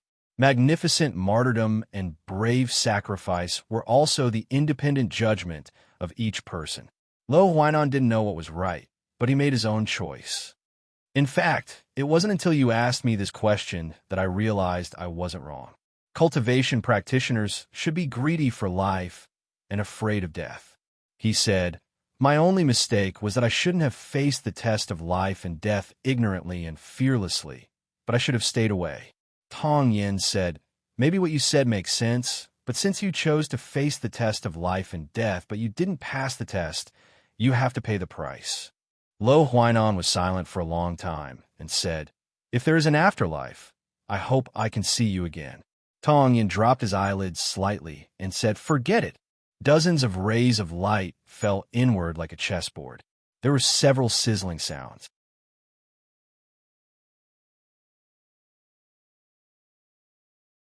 Chapter 2:12. Guiyun City was an ordinary place, but it had become the most famous place in Chaotian overnight. Since the early morning, countless gazes, flying carriages, and sword lights had been focused on the city. The atmosphere in the city was exceedingly depressing. Even the dogs didn't dare bark, hiding in their holes with their tails between their legs. Countless figures could be seen on the dewy green stone slabs. It was unclear how many people were searching in the streets and alleys. The Pure Heaven Bureau started investigating the case and forbade anyone from leaving the city. The ruined small courtyard became a forbidden place, and nobody was allowed to get close to it. The glows of the precious pearls could be seen from time to time in the ruins, and the panting sounds of the sniffing dogs could be heard once in a while. The disciples of the Zhongzhou school guarded the surroundings of the ruins, their eyes full of anger and grief, and a hint of bewilderment could be seen in the depths of the ruins. Had Big Brother died like this? How could it be possible? A skinny old man hovered in the sky above the ruins of a residential house 100 feet away, his expression terrible, exuding a gloomy energy from all over his body. He was Elder Rin Xianzhu of the Zhongzhou school, with a profound cultivation state, having reached the upper limit of the Huashan state a long time ago. Anybody could imagine the impact of the death of Lo Huainan on the Zhongzhou school and Rin Xianzhu's mood at the moment. The crowd didn't even dare take a look at him, to say nothing of consoling him. Rin Xianzhu suddenly withdrew his energy and said while looking at the source of the sunlight, "He's here." Hearing this, the official by his side was taken aback slightly and then approached him. The official was the chief commander of the Pure Heaven Bureau, Zhang Eai, an important figure in the imperial court. He came here the same night after hearing the bad news. Like the previous chief commanders of the Pure Heaven Bureau, he was also a graduate of the Zhongzhou School. A small green curtained sedan landed amid the morning sunlight in the east. Zhang didn't know the identity of the person in the sedan, wondering why the sect master couple didn't come when such a shocking event had occurred. Ren Qianju had a high cultivation state and a high status, but he showed great respect to the small green curtained sedan, saying, "Thank you, Senior Master." The morning wind ruffled the green curtained sedan. A gentle voice came out from the sedan, expressing her condolences to the cultivationists of the Zhongzhou School, and that she needed to check on the sedan quietly. Ren Qianju led the small green curtained sedan to the ruins of the small courtyard, and then led his disciples to hide on the street. Zhang Ai asked in a low voice, "Senior Marshal Brother, this is?" Ren Qianju said, "The Grand Elder of Shui Nunnery." Zhang Ai was slightly startled when he heard this, thinking what kind of status does Taishang Elder Shui Nunnery have that he actually rushed to Hohot City so quickly? He must have been personally requested by the sect head. His line of sight passed the half-collapsed courtyard wall and landed on the small green curtained sedan, giving him a glimmer of hope. The murderer had concealed his energy so well that the Pure Heaven Bureau couldn't find any trace of him, even with the help of many magic treasures. He should be an experienced killer in the killing circle, but Shui Nunnery was an expert in the two worlds connection, so he must have found something. Why were there so many cultivators in the city last night? Ren Qianju asked. Zhang Ai had already received his subordinate's report and told him about the precious artifact pavilion's auction. Ren Qianju's expression turned slightly cold as he said, "I want to see those people." Thinking of that troublesome matter, Zhang Ai said in a low voice, "Everything else is fine, but the master of the Shinma Peak of the Aoyama sect is here. Big brother, don't be impulsive." Ren Qianju was taken aback, asking, "Why is she here?" It was then that the small green curtained sedan left the ruins of the small courtyard. Zhang Ai and Ren Qianju walked to the front of the sedan before he had time to respond. There are traces of the devil fire and the energy of the bloody demon method, so they should be the remnants of the deviant sections. But there are still two things that I don't understand. The gentle voice in the small green curtained sedan grew lower, as if this grand elder of Shui Nunnery also felt it odd. The expressions on Zhang Ai and Ren Qianju's faces grew more serious, not daring to miss a word. One of the sword wills is very faint, but they belong to the Aoyama sect. The other sword will is obviously unfamiliar, but it feels like I have seen it somewhere before. Hearing this, Zhang Ai suddenly felt the morning wind on his face became exceedingly cold, even a bit cutting. Years ago, when Zhao Liu was assassinated by Yuanying elder of Zhongzhou School in Mingcue Valley, it caused a great disturbance. Today, Lo Huainan was dead. He was born in Zhongzhou School, but he was an official of the imperial court, so he naturally didn't want the situation to develop in this direction. Hearing this, Ren Qianju's expression became even more indifferent. He bowed to the small green curtained sedan, saying, "Thank you for your hard work, Senior." A sigh came from the small green curtained sedan, rising against the morning wind and gradually disappearing in the morning glow. Without hesitation, Zhang Ai turned around and stood in front of Ren Qianju, staring into his eyes, saying, "Senior brother, please calm down first." Ren Qianju snorted coldly, waving his sleeves angrily. Zhang Ai couldn't stop him, so he had no choice but to dodge. Ren Qianju's figure suddenly became vague, disappearing from where he was. After a few breaths, a gust of wind rose in the precious ware pavilion 10 miles away. Ren Qianju's figure appeared, looking upstairs, and shouted sternly, "Zhao Liu, come out." This shout was like a thunderclap, and it didn't stop for a long time. A gust of wind rose in the building, The beams and pillars creaked, the horizontal board fell, and the smoke and dust rose everywhere, as if the building was about to collapse. The boss of the Precious Ware Pavilion had just arrived in the early hours of the morning, and he was having a headache because of this matter. When he found that someone was making trouble, he was extremely angry. He came to the railing and looked downstairs. Seeing Rin Qianju's figure, his expression changed abruptly, and he knelt on the ground.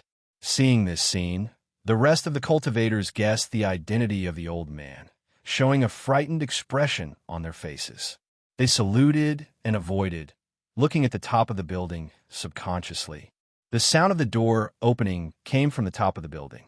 Zhao Lei walked out, followed by Gu Qing. She walked to the railing, looking down at the elder of Zhongzhou School with an indifferent expression. "Where were you last night at the beginning of the morning?" Rin Qianju stared at Zhao Lei upstairs and asked, his eyes extremely cold. The beginning of the morning was the time confirmed by the disciples of the Northbrook School outside the small courtyard, and it was also the time when the entire Hohhot city heard the loud noise. And it was also the time of death of Lo Huainan. Zhao Lei didn't say anything. "Are you asking for help or interrogating a criminal?"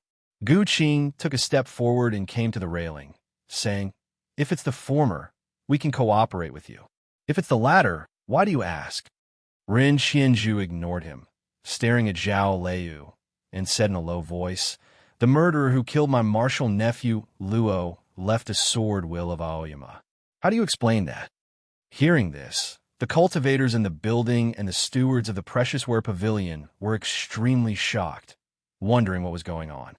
"You have an old grudge against our Zhongzhou School, and you happen to appear in this small town without any reason. Of course I have to ask you."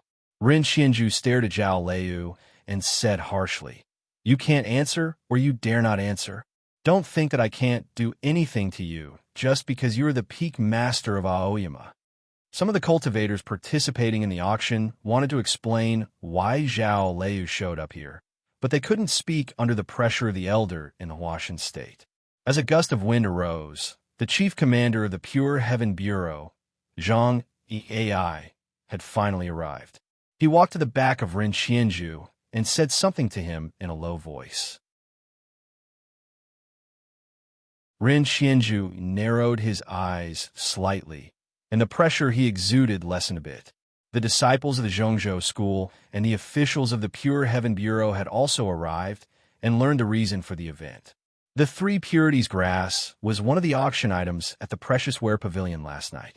The whole cultivation circle knew that Zhao Lei needed the 3 Purities grass to break through the free travel state. As such, it was natural for her to show up here. The Aoyama sect had been looking for the 3 Purities grass for many days. "First come, first served," Gu Qing said calmly. "What the senior master should ask is why big brother Lo Huainan happened to show up in the city last night, instead of us." This sentence was very reasonable, but also very unreasonable. It was because Lo Huainan was already dead, so he couldn't answer the question. "How do you explain the sword will of Aoyama?" Rin Qianju withdrew his energy, but he was still staring into Zhao Lei's eyes, ready to strike her at any moment. He was a swordsman in the upper limit of the Huashan state. No matter how talented Zhao Lei was, she would have no choice but to accept her death. Those disciples of the Zhongzhou School also looked at the top floor, their eyes filled with alarm and anger. Zhao Lei didn't answer the question. What the Zhongzhou School heard in response was countless whistling sounds of swords. Whoosh, whoosh, whoosh. A dozen sword lights illuminated the sky above Guyun City.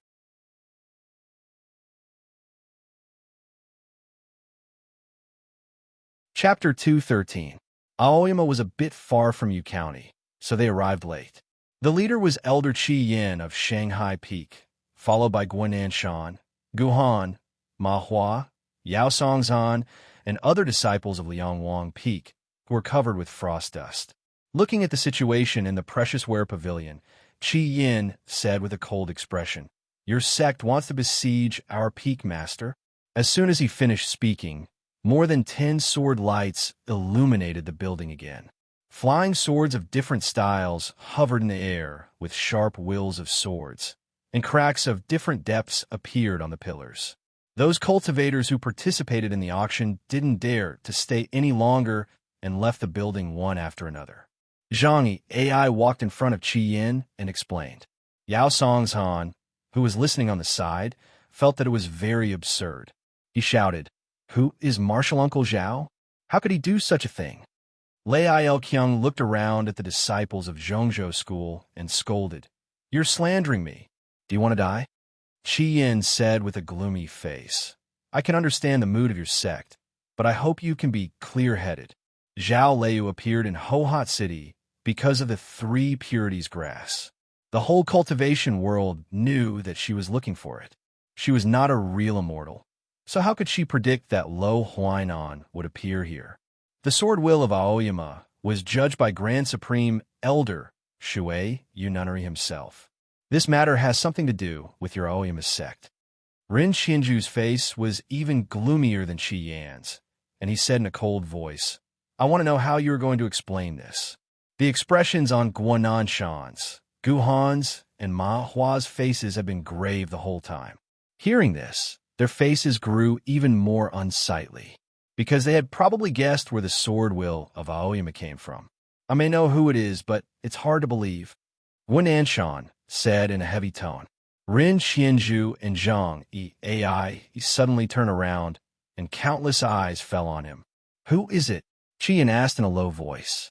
Guanan Shan was silent for a while and said, "It should be Lu Shui." "That's right. This has nothing to do with Shinma Peak." A cold voice rang out. Tong Yin walks into the building in the morning light. He looked up at Zhao Liu and Gu Qing, who were standing by the railing on the top floor, and nodded slightly in greeting. Zhao Liu nodded and led Gu Qing into the house. Yao Songshan and Lei Il-kyung rode on their swords and stood guard outside the door. Tong Yin, Guanan Shan, and the other 2 looked at each other with grave expressions.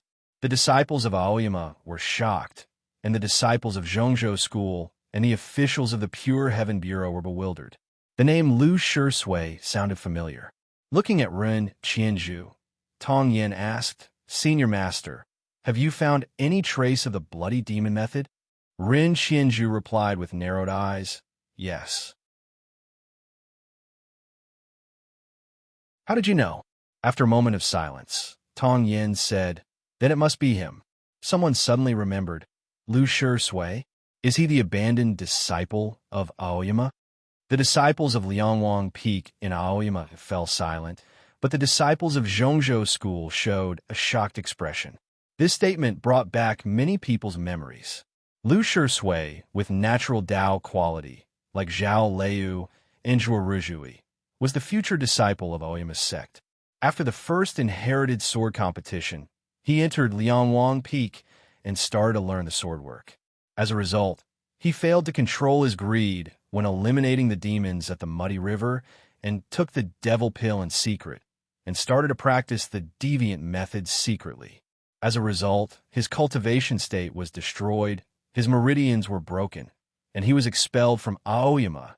This was a humiliating event for the Aoyama sect. Nobody in the cultivation circle dared mention it, but many people remembered it clearly.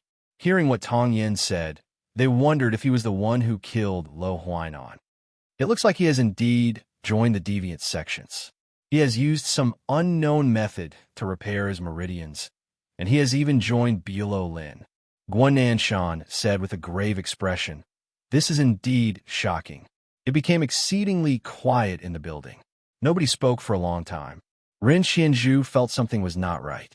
The ruins of the small courtyard contained the traces of the bloody demon method and the residual sword wills of Aoyama. Lu Shui was the only person in Chaotian who could meet these 2 conditions at the same time. But why could the young disciples like Tong Yin and Guanan Shan think of this person without even going to the scene? It was then that the wind-moving sedan landed outside the building. Duke of He came from Zhaoga City. The imperial court had to make its stance known since such a significant event had occurred. Having heard Zhang AI's report, Duke of He fell silent for a moment. He thought the reasoning of Tong Yin and Guanan Shan was reasonable, but he still had a few questions. Who was the other person? Of course, he should be the assassin of Bulo Lin. What sword did he use? Duke of pressed while staring into Zhang Yi's eyes. Zhang Yi couldn't answer. All of a sudden, a white crane letter arrived through the morning sunlight. It was a letter from Shui Yu Nunnery. The great grandmaster remembered which sword the second sword came from. That sword was called the First Sun. The young cultivation practitioners present didn't respond. Rin Qianzhu, Qi Yin, and Duke of Yi had a sudden change of expression. They didn't say anything more. Standing outside the ruined courtyard, Guananshan didn't lower his head. He clenched his fists by his sides, his sleeves trembling slightly. He looked very sad. Gu Han and Ma Hua eyed each other and saw the shock and bewilderment in each other's eyes. What was going on? It was supposed to be a fake scheme. How could Lo Huainan be killed for real? Is it possible that he made a mistake? Asked Gu Han. Ma Hua said in a trembling voice, "It's very unlikely. Even if something went wrong with Lu Shisui's control, how could cultivationist Luo, who has a high cultivation state, be killed? I can only think of one possibility. That is, Lu Shisui had already joined Bulo Lin's side, and he used our suggestion to launch an attack to kill cultivationist Luo." Guananshan didn't say anything, but his face grew paler. If this was the case, then Lo Huainan's death was his fault. Ma Hua's face was also very pale, looking like a big white steamed bun that had been left out overnight. His lips trembled slightly due to nervousness, and his voice became a bit unclear. I thought of this method when you mentioned how to help Lu Shisui on Liangwang Peak, but I didn't expect it to end up like this. He said this while looking at Tong Yin. Tong Yin arched her eyebrows, but didn't say anything. Guananshan was a bit angry, wondering if Ma Hua was trying to shirk responsibility. This was something agreed upon by Liangwang Peak and cultivationist Luo, so it had nothing to do with Tong Yin. Looking at the officials of the Pure Heaven Bureau who were collecting the traces of devil flames in the ruins, Gu Han suddenly said, "I still don't believe that Lu Shisui has been possessed by the devil. There must be something wrong." Ma Hua asked anxiously, "Let's not worry about that for now. What should we do next?" "I'll report the cause and effect of this incident to my master, and I'll accept any punishment. I only hope we can find the clues and catch the murderer as soon as possible to comfort cultivationist Luo's soul in heaven." It seemed that Elder Ren was suspicious. "You push the blame to us first, and I'll explain later." Guananshan said this while looking at Tong Yin. After a moment of silence, Tong Yin said, "That's a good idea." He took out a small green glass bottle from his sleeve, crushed it into powder with his fingers, and sprinkled it on the ground in front of the ruins. "What is this?" Gu Han asked. Tong Yin said, "This was my big brother's favorite toy." Gu Han didn't say anything more. The four of them stood in front of the ruins, remaining silent. A few fireworks suddenly shot up in the distance. It was the signal announcing the lifting of the ban, and the cultivation practitioners and residents of Hohhot City could come and go freely.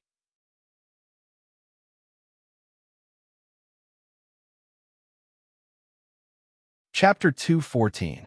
The clouds at the bottom of the cliff of Tianguang Peak were illuminated by the sun in silence, looking like a snowfield. Standing by the cliff's edge, Zhao Leu looked down at the scenery. She suddenly had an urge to go to White Town, but she soon discarded this idea. A sigh broke out. She turned around and bowed to the tall figure, saying, "Greetings, great sect master." The sect master of Aoyama stood in front of the stone tablet with his hands clasped behind his back, saying, "Is this the first time you've come to the top of Tianguang Peak?" Zhao Leu's line of sight moved up and fell on the scabbard.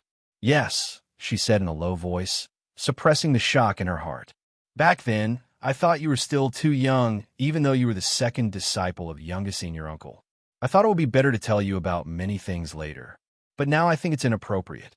It's because you're not used to asking for other people's opinions before doing something."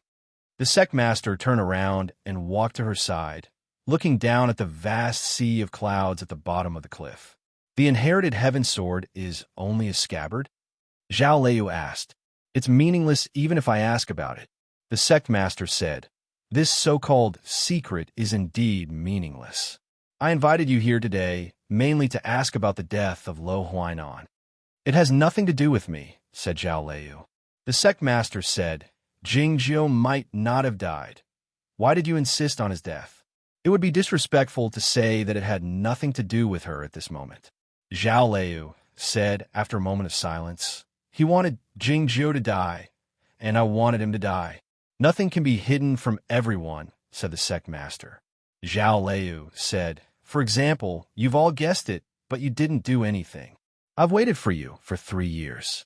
Since you didn't do anything, I'll do it myself. The sect master said, Lo Huainan has performed so well in the last 3 years that even I'm a bit shaken, but I don't have any evidence. Zhao Liu said, Zhongzhou School doesn't have any evidence either. The sect leader said, that's right. You designed this trap very well. Even if someone suspects you, they won't be able to find any evidence, and the people you find will never betray you. Neither the Precious Tree House nor a royal concubine who had any reason or courage to betray Shima Peak. The sect leader continued, but have you ever thought that this will affect our relationship with the Cloud Dream Mountain? Zhao Liu said, the last one was Tongyan. It was a fight between the disciples of Zhongzhou School. The sect leader said, if someone really guessed something, there would be a problem. We can use the words people will be plunged into misery and suffering. When the war broke out between the Aoyama sect and the Zhongzhou School, the history Jingjiu had deduced in Zhaoga City would take place.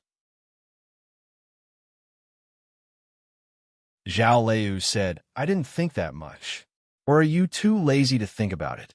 That official is called Shi Fengshen. That's his name. His fear of you is not entirely unreasonable. The sect leader suddenly asked, have you already guessed who he is? Zhao Liu remained silent for a long time. She didn't answer his question, but asked, whose sword is the first child's sword? The sect leader didn't answer her question either. It was not that simple. Standing by the cliff's edge, Zhao Liu thought to herself while listening to the cheerful cries of the monkeys on Shinma Peak. After meeting royal concubine Hu that night, the emperor asked Gongfeng Jin to give the first child's sword to her, indicating that it was not a simple matter.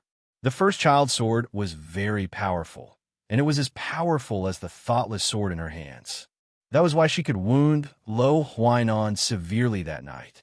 Gu Qing came to the cliff's edge and said in a low voice, I found out. It's the sword of the hidden swordsman. Feeling surprised, Zhao Liu asked with raised eyebrows, the one on the ocean? The third grandmaster of the mysterious dark sect hid deep underground and wasn't good at riding the sword. The grandson of the emperor should be near Ozawa with the turtle shell on his back, so it could only be that fairy swordsman in the heavenly arrival state. Gu Qing nodded with a grave expression on his face. It was rumored that the fairy swordsman in the heavenly arrival state who was forced to imprison himself on the foggy island by the sword formation of Aoyama had something to do with the current godly swordsman of West Ocean. What did the emperor intend to do by killing someone with the help of a sword? Was his target the Western Sea Sword School or Bulolin? Or did he intend to intimidate Zhongzhou School by cooperating with Aoyama? Thinking of all this, Zhao Liu's face grew paler, and she coughed twice. She was wounded severely in the battle to kill Lo Huainan, and she consumed a great deal of Zhen Yuan to hide her wound in the precious warehouse, so she was very weak at the moment. Gu Qing glanced at her, feeling worried. Sent a message to the 9 peaks that I'm going to stay behind closed doors. Zhao Liu took a look at the north, and then turned around and walked toward the manor cave. Gu Qing called Young Yuan over and told him a few things, saying, I'm going to stay behind closed doors as well. Remember to wake me up when the plum meeting starts. The cultivation tournament couldn't take place in the snowland because of the cold fog, so the plum meeting couldn't be held. The day the plum meeting started meant that the cold fog would disperse. Young Yuan understood what Jingjiu meant and vaguely guessed what they were going to do. I won't tell the other side, he said uneasily. Gu Qing rubbed Jingjiu's head with a smile, saying nothing. Thinking of this, Young Yuan said sentimentally, I didn't expect it to be Lu Shui. It turns out that he hasn't forgotten Senior Master Jing. As I said, he is the big brother of our Shinma Peak. Gu Qing said to him, and please ask the other side to keep an eye on the village. I don't want my master to be angry when he comes back. Young Yuan felt a headache coming on, asking, "Are you sure they will help us?" Gu Qing didn't say anything, walking toward the forest at the foot of the cliff. He didn't stay behind closed doors in the manor cave, but in the small hut in the forest where he had lived for a long time. The monkeys in the forest cried out to welcome him. Gu Qing remained silent. Back when Lu Shui secretly took the devil pill, he was locked up in the fiend prison by the Shangda Peak and tortured day and night. Something bad was about to happen to him. Jing Jiu remembered what Jing Jiu told him before he left, so he wrote a note to the monkeys and asked them to get help. The next day, Lu Shui was released. It wasn't until now that the disciples of Liangwang Peak thought it was the sect master's order. At the time, Gu Qing didn't know who did it, but he had communicated with the monkeys over the years, so he knew which peak they went to at the time. When Zhao Liu was assassinated, the wife of the sect master of the center sect came to Aoyama to explain the situation. Zhao Liu didn't die that time. Lu Shui was an abandoned disciple of Aoyama, but Lo Huainan was dead. As such, the sect master of Aoyama went to Cloud Dream Mountain in person. It was the first time in 200 years. A few days later, the Zhongzhou school and the Aoyama sect jointly issued a decree confirming that Lu Shui was the real murderer of Lo Huainan and requesting all the practitioners in the world to help track him down. As long as they could kill or capture Lu Shui, or provide accurate information and help the Zhongzhou school and the Aoyama sect kill or capture Lu Shui, they would be rewarded by the two sections. As the leader of the Orthodox cultivation circle, and for such a significant event, the rewards offered by the Zhongzhou school and the Aoyama sect were naturally quite impressive. 2 high-level magic methods and 2 magic treasures of the heavenly state. The portraits of Lu Shui appeared on the city gates, on the streets, in the restaurants, and in all the places in Chaotian. His portrait was even on the godly boats heading to the distant ocean. His appearance, temperament, and characteristics of his magic methods were well known in the world. In his cultivation state, he was not qualified to be called a hidden swordsman. In fact, he would be no different from the other 3 hidden swordsmen. He would be hunted down for the rest of his life, unable to breathe for a moment, and unable to see the sun again.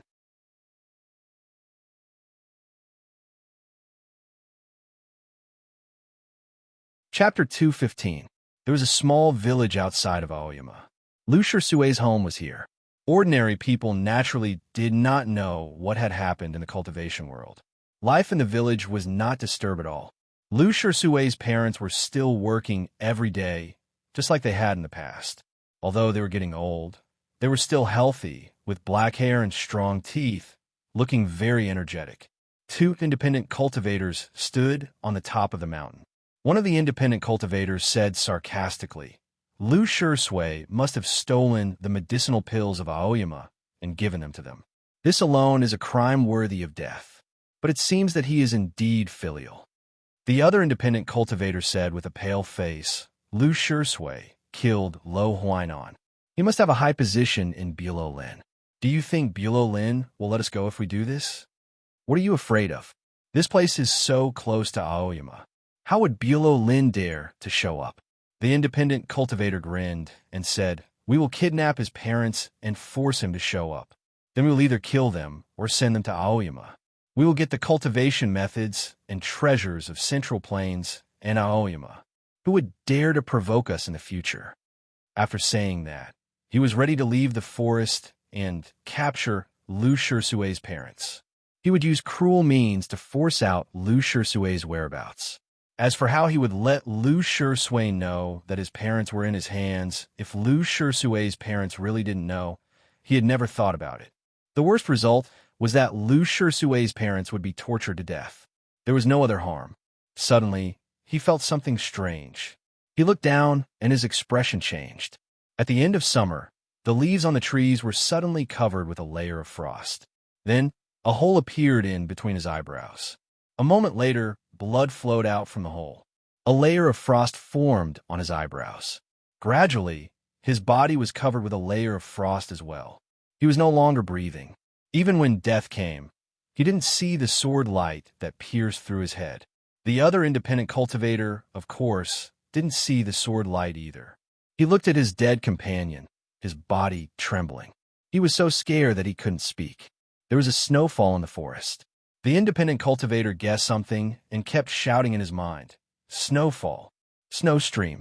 His body was frozen stiff by the cold, and he could no longer stand firmly on the branch, falling directly to the ground. How could he dare to run? He knelt in the snow and kowtowed to the sky, using all his strength to show his sincerity. Bang, bang, bang, bang. His forehead was badly injured, and as he kowtowed, blood splattered everywhere. His mind was a little blank. He did not understand why the big shots of Aoyama's sect would protect the family of that abandoned disciple. Or does this mean that the dignity of the Aoyama sect is inviolable? The snow fell like a waterfall. The chill was bone-piercing. When he felt the will, he didn't dare to stay any longer. He scrambled to escape, and at the same time, he brought the will with him. The mountain village was a forbidden area in Aoyama. No one was allowed to approach it. There was a small town in the west of Jian County. Wearing a bamboo hat, Lu Shui walked along the only main street of the village. It was a troublesome thing to be wanted by the whole land, but it was not particularly dangerous. He was not qualified to become an hidden swordsman, and the great formation of Aoyama would not search for him all the time. The number of cultivation practitioners was too small, and it was hard for the officials and servants in the mortal world to find him. As long as he kept a low profile and didn't go to places like Xiaoga City, and didn't get close to the deep mountain where there might be cultivation sects, he didn't have to worry too much about being discovered. Bilo Lin and those deviant sects had existed for so many years for a reason. Thinking of these things, Lu Shui stood in front of the tea shop and asked for a bowl of herbal tea. Suddenly, there was a scream in front of the street, and a cloud of dust rose. He looked in that direction and saw that a horse had been startled. It was dragging the carriage and rampaging around, causing a lot of danger. The wind lifted the curtain of the carriage, and it seemed to be a family inside. The man was pulling on the reins to stop the frightened horse. The woman was pale, and the child in her arms kept crying. Normal people couldn't stop a frightened horse, and those who could must be cultivation practitioners. It was rare for cultivation practitioners to appear in the small town, and once they did, it would be very conspicuous. As such, he shouldn't get involved in this matter. Lu Shui walked onto the street while thinking of these things. The carriage was on the verge of crashing into the side of the street, and the people inside would be killed. As the wind rose, Lu Shui appeared by the side of the horse and held the neck of the horse. The horse, which was like a wildfire, was actually stopped by his seemingly ordinary arm, and was unable to take another step forward. "Huh! Huh!" The smoke and dust rose from the soles of his shoes, and 2 cuts appeared on his left sleeve. The frightened horse let out a painful neigh and knelt down after its front legs gave way. Jing Jiu held it in his left arm. The carriage stopped abruptly. The woman and the man in the carriage fell down, and the child in the woman's arms flew out. Lu Shui reached out his hand to grab the child and held him in his right arm. The screams suddenly stopped, and the street became deathly quiet. Hundreds of gazes were fixed on him. After making sure that the frightened horse had woken up, Lu Shui handed the child back to the woman and walked back to the tea house by the street. After finishing the cold tea in the bowl, he put down 2 copper coins and headed toward the outskirts of town. Seeing the figure leaving, the populace on the street were shocked speechless. The discussions didn't start until the figure had completely disappeared. As he came to the forest outside the town, Lu Shui felt something was out of place. "Come out," he said while looking at the deep end of the forest. A moment later, 2 young men and a middle-aged man with a weathered appearance walked out of the forest. A young cultivation practitioner looked at Lu Shui and asked confusedly, "Don't you know that the whole of Chaotian is after you? Why would you expose your whereabouts because of such a trivial matter? I thought that the small town was remote and few cultivation practitioners would show up here. Even if the traces of my whereabouts were discovered, I would have been far away by then." Lu Shui explained earnestly. The young man said with a bitter smile, "We have something to discuss with this cultivation brother, and it's not convenient to do it in the mountain gate. So we made an appointment in the town, and we happened to see the scene." "What is your sect?" asked Lu Shui. The young man pointed to the other young man and said, "We're both disciples of the Three Purities sect." Lu Shui found the name familiar, thinking that he had heard it somewhere before. The middle-aged man said, "I'm a free-traveling cultivation practitioner, and I don't belong to any sect. Many cultivation practitioners are looking for you everywhere, but we ran into you by accident. I'm not sure if we're lucky or unlucky." The disciple of the Three Purities sect displayed a tragic expression on his face. The other disciple of the Three Purities sect said with a self-mocking smile, "We knew that we were no match for you, so we wanted to follow you in secret. We were very cautious, but we were still discovered by you." If they could find Lu Shui, they would be able to get the rewards from the Zhongzhou school and the Aoyama sect, which was of course a good thing. The problem was that Lu Shui could even kill Lo Huainan. Now that he had discovered their whereabouts, how could he let them live? The free-traveling cultivation practitioner suddenly looked at Lu Shui and said, "Maybe I can find a way to help you buy some time. Of course, you have to promise not to kill us first." Lu Shui thought for a moment and said, "Okay." The two disciples of the Three Purities sect didn't understand what he meant and looked slightly startled. The free-traveling cultivation practitioner suddenly made a move. His magic tool flew out of his sleeve like a shadow, striking the backs of the two disciples of the Three Purities sect. Boom, boom, boom. Smoke and dust rose in the woods. The two disciples of the Three Purities sect didn't die.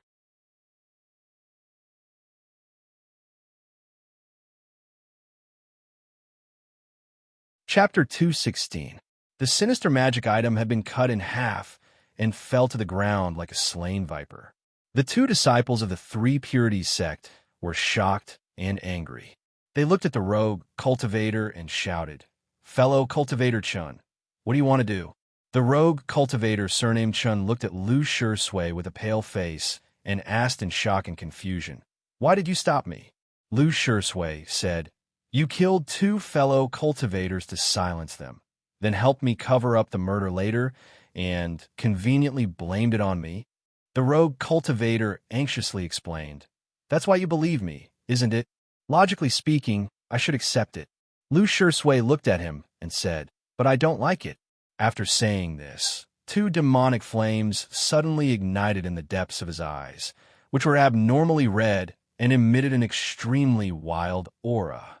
The rogue cultivator cried out in alarm, summoned his magic item, and tried to escape by flying. Boom, boom, boom, boom. More than a dozen light fists appeared around Lu Shui and bombarded the rogue cultivator. Those fists were not real, but a mixture of black and red. They were the demonic blood magic powered by the power of the demonic fire.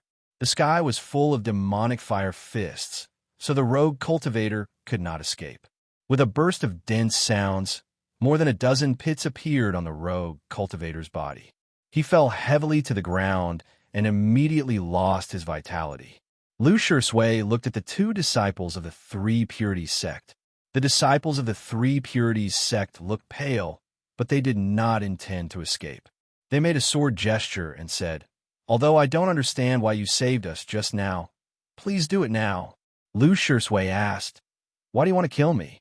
The disciple of the Three Purities sect said, "Of course, everyone has the right to kill a demon like you who betrayed the sect and killed the righteous seniors." Lu Shui said, "That makes sense. You are not a demon, so why should I kill you?" Lu Shui returned to the town, carrying the two unconscious disciples of the Three Purities sect as if he were carrying two chickens. Through the badly damaged carriage, he found the inn where the family lived and let the terrified innkeeper lead him to the room. The door opened, and the man rubbed his eyes. When he saw that it was the celestial master who had just saved his family, he was pleasantly surprised and immediately knelt on the ground. The woman hurriedly knelt down and pressed the back of the child's head, thanking him profusely. "Please take care of them. When they wake up, tell them what happened." Lu Shui put the two unconscious disciples of the Three Purities sect on the floor, left some loose silver, and turned to leave. He couldn't ride the sword because the sword light was too eye-catching. He couldn't walk either. It was too slow. They couldn't go to places that were too crowded or they would be discovered easily. He also couldn't walk on the precipitous cliffs that were too secluded, as it was easy to meet cultivators there.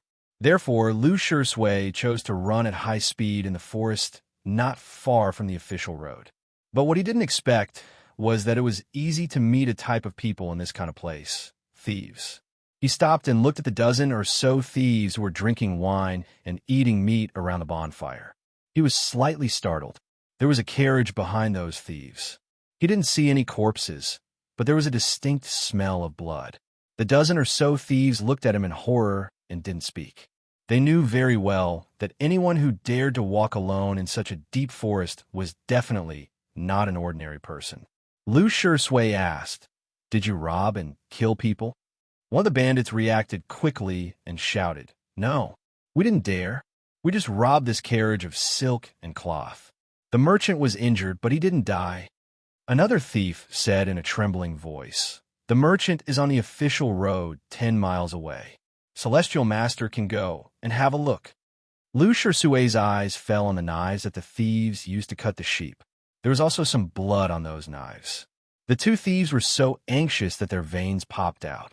They hissed, "Sheep's blood. It's definitely sheep's blood." The two disciples of the Three Purities sect and the dead rogue cultivator hadn't had time to inform other places. As long as he didn't make any noise, he should be safe. At least until the two disciples of the Three Purities sect woke up tomorrow. With this thought in mind, Lu Shui was about to leave. But then he suddenly thought of the family in the small town. If they met this group of thieves on the road, they might be in danger. He asked, "Who's the leader?" The bandits were uneasy. No one responded, but a few of them secretly looked at a fierce-looking man. The man glared back fiercely. He took the iron knife from the roasted sheep, shouted in despair, and slashed at Lu Shui. With a crisp sound, the head of the thief leader was gone. He fell straight to the ground. Don't be a thief in the future. It's not good, and it's dangerous. Lu Shui pointed at the headless corpse on the ground and said to the thieves, "Look, just like this." He was about to say something. The thieves screamed in horror and scattered like birds and beasts, fleeing into the depths of the forest. Lu Shui thought for a while and didn't chase after them. His whereabouts were about to be exposed. He couldn't go to Bulow Lin's contact point anymore. The sky was high and the clouds were thin. The demonic fire emerged from under his feet. As the wind blew, a blur appeared in the forest. After a few breaths, he had become a small black dot on the next mountain. 2 days later, there was a valley at the foot of a nameless mountain. The mountain was very steep and the water was very fierce. The river was full of stones of various sizes. The waves slapped on them, making thunderous sounds. Suddenly, a dull thud came from the thunder-like sound of the water. It sounded like a sack full of rice fell directly from the top of the city to the street. After a while, Lu Shui emerged from the turbulence. He hid his body in the cracks of the stones with some difficulty, making sure that he wouldn't be discovered by the people or the strange birds in the sky. He was soaked, his face pale, and his clothes were stained with blood. His chest was slightly sunken. Obviously, he was badly injured. The sunken chest was not caused by the stones in the valley, but by a magic treasure. He was caught up by a few free-traveling practitioners last night, and a fierce fight broke out between them. In the end, he was forced into a desperate situation. As he was on the verge of being besieged, he jumped into a hidden river in the mountain while gritting his teeth. Those free-traveling practitioners didn't dare pursue him in such a dark environment, so they had no choice but to come up with another plan. The hidden river passed through the middle of the mountain range and divided into many streams, one of which dropped out from the cliff wall of this nameless mountain. He believed that those free-traveling practitioners couldn't locate him. Though he had luckily survived, it didn't mean that he was safe. He could still sense the danger. His line of sight passed through the cracks of the stones, and landed on the sky. He could vaguely see the sword lights in the distance. It was unclear whether they belonged to the Aoyama sect or the No Mercy sect. This place shouldn't be far from Haijo, and the highly achieved swordsmen of the Western Sea Sword School were probably there. If he were discovered by the highly achieved swordsmen of these sects, he would die for sure. An old scholar suddenly appeared in the valley. Looking at Lu Shui in the cracks of the stones, he said sentimentally, "I don't understand how someone like you has survived until now."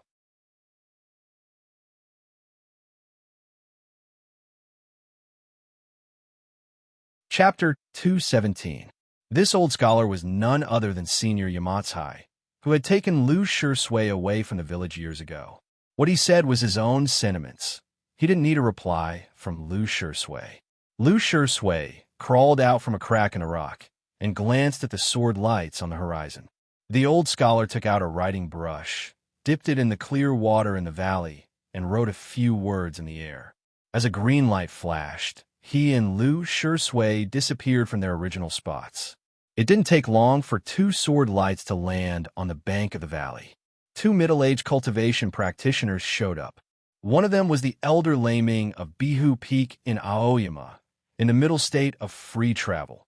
The other was the highly achieved swordsman of the Western Sea Sword School, Qian Sitsai. Qian Sitsai sneered. He ran away again. It seems that he has stayed in the mountains for a long time and is indeed good at digging holes.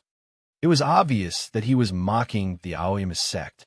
The Laming glanced at him and said expressionlessly, "Shouldn't a guy who has stayed by the seaside for a long time be good at fishing?" Qian Sitsai snorted coldly and didn't pay any more attention to him. After making sure that Lu Shui's energy had disappeared, the two of them withdrew their sword discernment and reported to each other. It was very dry in the manor cave. The luminous pearls emitted a gloomy light. Lu Shui woke up from his meditation and looked around, wondering which highly achieved swordsman's manor cave had a powerful forbidding formation, but it had fallen into the hands of Bulo Lin. The old scholar handed over a crimson magic pill. Lu Shui took the magic pill and swallowed it with the clear water on the table. He adjusted his breathing slightly, and the magic pill disappeared. He looked at the old scholar and smiled gratefully. Years ago, this old scholar of Yamatsai and Wei Chunzi of the Zhongzhou school had taken him away from the small village. Now that Wei Chunzi had been dead for many years, the old scholar became the only person he knew in Bulo Lin. The old scholar sighed. "You will be discovered sooner or later if you behave like this." Lu Shui knew what he was referring to. He scratched his head and said, "I know I shouldn't interfere, but I can't control my body." The old scholar said, "It seems I was right to imprison you a few years ago. People like you should not walk in this world." Lu Shui asked curiously, "In your eyes, what kind of person am I?" The old scholar said, "In short, it shouldn't be Bulo Lin's people." Lu Shui said, "If there's a senior like you in Bulo Lin, then it's not surprising that there's someone else. A place like Yamatai actually produced an assassin named Bulo Lin. Naturally, there would be a story to tell. However, there was no wine in the Immortal's cave, and the old scholar had no interest in telling stories. He left after saying a few words. More than 10 days later, Lu Shui's injuries were almost healed. He opened the forbidding formation and walked out of the Immortal's cave. Looking at the towering mountains, his eyes were filled with green, wondering where this place was. A wind blew from the mountains up along the cliff wall, ruffling the wildflowers outside the Immortal's cave and falling on his face. He smelled something salty in the wind, as well as a faint fishy smell. Only then did he realize that this place was not far from the sea. That sea should be the West Sea. Accompanied by the sea wind, the old scholar appeared again, saying, "Let's go." Lu Shui didn't ask where they were going. He simply packed up a few things and went to the wild forest outside the Immortal's cave to relieve himself. Then he followed the old scholar down the mountain. There was naturally a gloomy valley at the bottom of the Green Mountains. The two of them spent a few days passing through the gloomy valley and then entered an even gloomier tunnel. After walking for a few more days, they finally returned to the surface from the gloomy tunnel. The sound of the waves lapping against the rocks seemed to be right beside their ears. In front of their eyes were countless piles of snow. Lu Shui silently gazed at the ink-black West Sea in the darkness of the night. After a moment of silence, he turned and walked into the shabby sea god temple. Salt crystals had formed on the damp walls, forming a very strange pattern. The wooden threshold had been mostly corroded by the sea wind and looked rather disgusting. These were all scenes he had never seen before. The old scholar did not follow him into the sea god temple. There was only him and the statue of the sea god in the shabby temple. The starlight fell on the ink-black sea, reflecting a faint radiance and then falling on the sea god's face. Only now did Lu Shui realize that this statue of the sea god was actually a real person. The sea god's appearance did not seem special. He was dressed in black, but he exuded a noble and kingly aura, giving off the feeling that he was looking down on the common people. "You are Bulow Lin's." Lu Shui thought about how he should address him, then said, "Chief." "You could say that." The black-clothed man's voice was rather indistinct, as if it had come from a distance. "Why do you want to see me?" asked Lu Shui. The black-clothed man said, "I want to know how you killed Lo Huainan." "It's a secret," replied Lu Shui without thinking. This answer was obviously out of the expectation of the black-clothed man. He was taken aback for a moment, then laughed and asked, "Who was the other person who struck out with the sword?"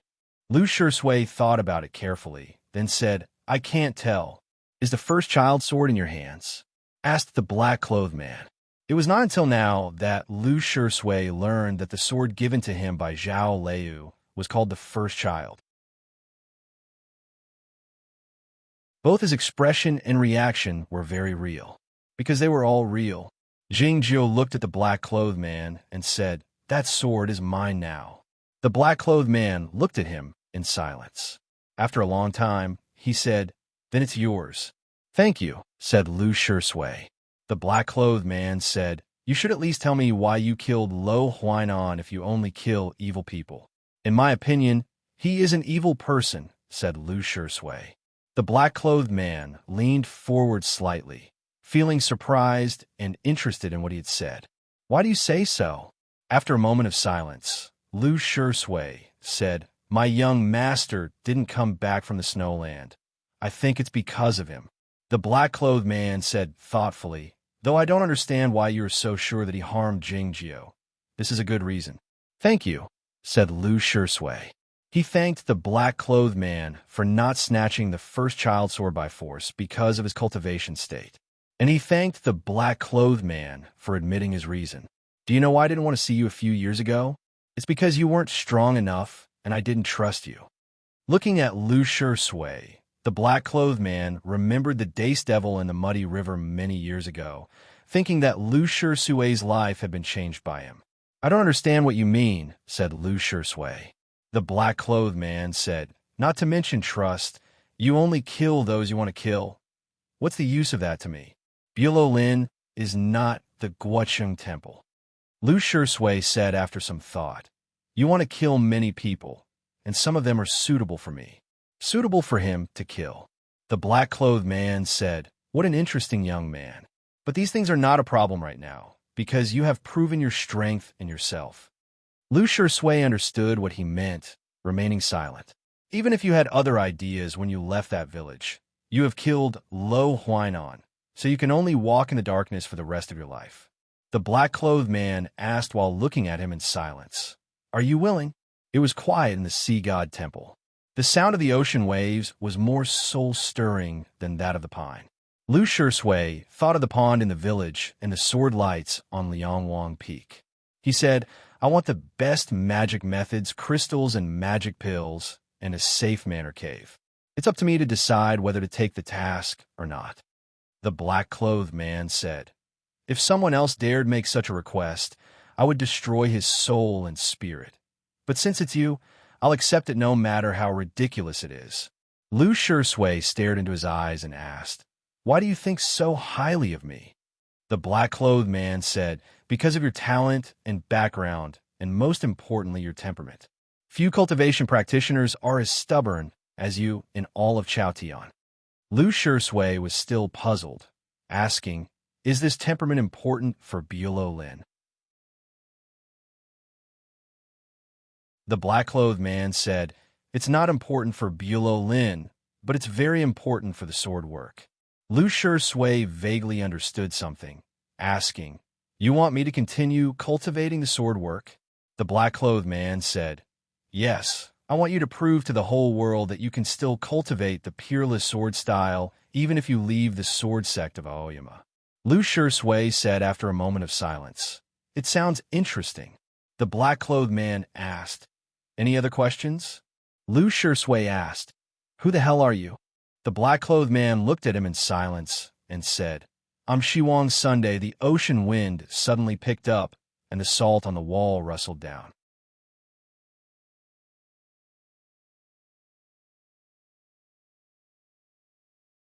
Chapter 2:18. 3 years later. The fog in the cliffs of Shinma Peak had gradually dispersed, and the monkeys screamed a few times. Young Yuan came down from the peak top and walked to the small hut in the forest, yelling, big brother, it's time to wake up." A moment later, the wooden door was pushed open, and Gu Qing walked out of the hut. The expression in his eyes was deep and peaceful, a light flashing like a sword once in a while before disappearing. Young Yuan was very surprised, thinking that his big brother had broken through the state again after staying behind closed doors for only 3 years. "Congratulations, big brother," he said sincerely. Gu Qing looked at him and found that he had also made great progress in the last 3 years, and was on the verge of breaking through the state of the undefeated. Gu Qing rubbed his head with a smile. Looking at the gradually dispersing fog in the forest, Jing Jiu asked, "Has the fog dispersed?" Young Yuan said, "There were signs at the end of winter. This year's plum meeting will be held as usual." Since the plum meeting would be held as usual, it meant that the cold fog in the snowland would disperse. Thinking of his master, who was in the distant snowland and whose fate was unknown, Gu Qing had a complicated emotion. He should be happy, but he was also afraid. Returning to the peak top and walking to the deep end of the manor cave, Gu Qing hesitated as he looked at the heavy stone door and sensed the formidable energy of the forbidding formation on it. He was a disciple of Shinma Peak, so he had a way to dispel the forbidding formation. But should he do it? Young Yuan said, "The sect master gave the order in person, saying that my master is at a critical moment and nobody is allowed to disturb her." Gu Qing was startled, asking, "Breaking through the state of free travel?" Young Yuan nodded. Gu Qing was delighted, but then he thought that his master might have been. He just wanted to go there and have a look, and at the same time, bring back his master skeleton.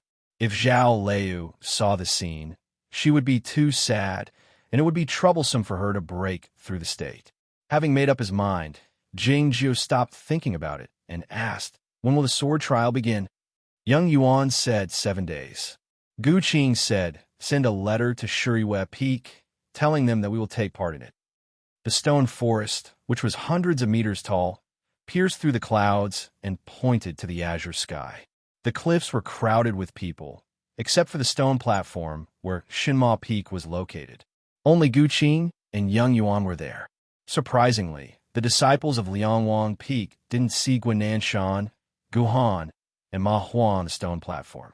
Noticing Gu Qing's gaze, Young Yuan said in a low voice, "It said that he's in closed-door cultivation. I guess it's about the thing that happened 3 years ago." Gu Qing nodded and said nothing. Liangwang Peak and Lo Huainan had agreed on that scheme, so Lu Shui had the opportunity to strike. The sect master went to Cloud Dream Mountain in person. He should have explained this matter to the other party, but Liangwang Peak had to pay the price for the death of Lo Huainan. Accompanied by the emotionless voice of Elder Qi Yin of the Shangda Peak, the Aoyama sword trials had officially begun. As expected, Gu Qing defeated a few opponents in a row and won a place in the cultivation tournament of the Plum Meeting. He was the sword attendant of Liangwang Peak back then. Many years had passed, and his sword work had become more advanced. To the surprise of the masters and disciples of the peaks, he didn't use the 9 Deaths sword style of Shinma Peak, but The Inherited Heaven Sword Style. The Inherited Heaven Sword Style was the secret sword style of Tianguang Peak. How did he learn it? Many gazes looked at the peak top reflexively, wondering if there would be any sound later. The forest where the sword trial was held was located on Tianguang Peak. It was quiet on the top of Tianguang Peak. Qi Yin suddenly asked, "When did you enter the upper state of the undefeated?" Hearing this, an uproar broke out among the masters and disciples of the peaks. As for Zhao Liu, she had natural Dao quality. Jing Jiu had the born sword body. But Gu Qing looked so ordinary, so how could he cultivate so fast? Gu Qing thought that if his two masters heard this question, they would probably answer, just now. His master had said so at the last sword trial. 20 days ago, Gu Qing's answer was as calm as his appearance. Qi Yin looked at him in silence for a long time, and then said, "Not bad." Then it was Young Yuan's turn. He was still a disciple of the state of inherited will, and he could see the threshold of the undefeated state, but he still had a long way to go. Compared to other young disciples of the same age, his cultivation state was quite good, but he came from Shenma Peak. After confirming this fact, the masters of the peaks felt relieved. It seemed that the lonely peak didn't have any legacy left by the senior grandmaster, and cultivation depended on the individual. Normally, it would be difficult for young Yuan to defeat so many colleagues and qualify for the cultivation tournament of the plum meeting with his current cultivation state. But he was very lucky that day. He met young Sister Yushan in the first round. In the second round, he met a disciple of Shuriwei Peak who had a similar cultivation state, and he barely defeated his opponent after a tough fight. In the third round, he met Lei Il Kyung, who gave up. In the fourth round, standing on the platform, Gu Qing watched the matches calmly, but he was smiling bitterly in his mind. This kind of luck could be attributed to luck, but he knew some secrets, so he realized that the so-called luck was merely the arrangement of Shangda Peak. Outside Tianguang Peak, young Sister Yushan saw them off. Gu Qing left by riding his sword after saying a few words to her. A moment later, he turned around and saw young Yuan and young Sister Yushan facing each other under a large green tree, speechless. In the next moment, young Sister Yushan seemed to cry. Young Yuan was a bit flustered. He wanted to wipe her tears, but he didn't know whether to use his sleeve or his fingers, so he was in a hurry. Gu Qing smiled. Looking at the approaching top of Shenma Peak in the twilight, his smile faded away. As his flying sword landed on the peak top, he walked to the deep end of the manor cave and said to himself while looking at the tightly closed stone wall, "Don't worry. As long as my master skeleton is still here, I'll bring him back." Fewer disciples of Aoyama went to Zhaoga City to participate in the plum meeting this year compared to the previous years. Perhaps it was because the leader of the team this year wasn't the peak master of Qingrong, Nen Wang, so there weren't too many people accompanying them, and they didn't choose to travel by riding their swords, but by riding the sword boat. The sword boat rose up through the clouds, heading northward in the morning sunlight, and soon became a dark speck in the distance. Looking at the ocean of clouds behind, Gu Qing found the peaks of Aoyama had become the lonely boats in the ocean of clouds.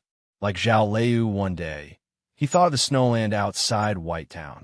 Young Yuan patted his shoulder. It turned out that the leader of the team was giving a lecture. Looking at the tall and thin figure in front of the sword boat, Gu Qing narrowed his eyes slightly. He was the leader of the team participating in the plum meeting this year. The master of Shilai Peak, Fong Jingtian. Jing Jiu and Zhao Liu hadn't mentioned anything about Fong Jingtian. Gu Qing was interested in him, or in other words, wary of him. The Gu family was a large clan in Aoyama with a profound background, so they knew many secrets about the Nine Peaks. Now that Gu Qing was the key disciple of the Gu family, he naturally knew many secrets. Fong Jingtian was the fourth disciple of Taiping Zhenren, but he wasn't close to the immortal sect master or the sword justice Yuan Qijing, and they seldom contacted each other. This master of Shilai Peak gave people the impression that he kept a low profile, but he was also mediocre. His cultivation state of the Broken Sea made him an absolute swordsman in the world, but he wasn't so outstanding among the 9 peaks of Aoyama. Yet, an elder in his clan had reminded him to pay enough attention to Fong Jingtian. When Gu Qing asked him why, the elder only gave him one answer.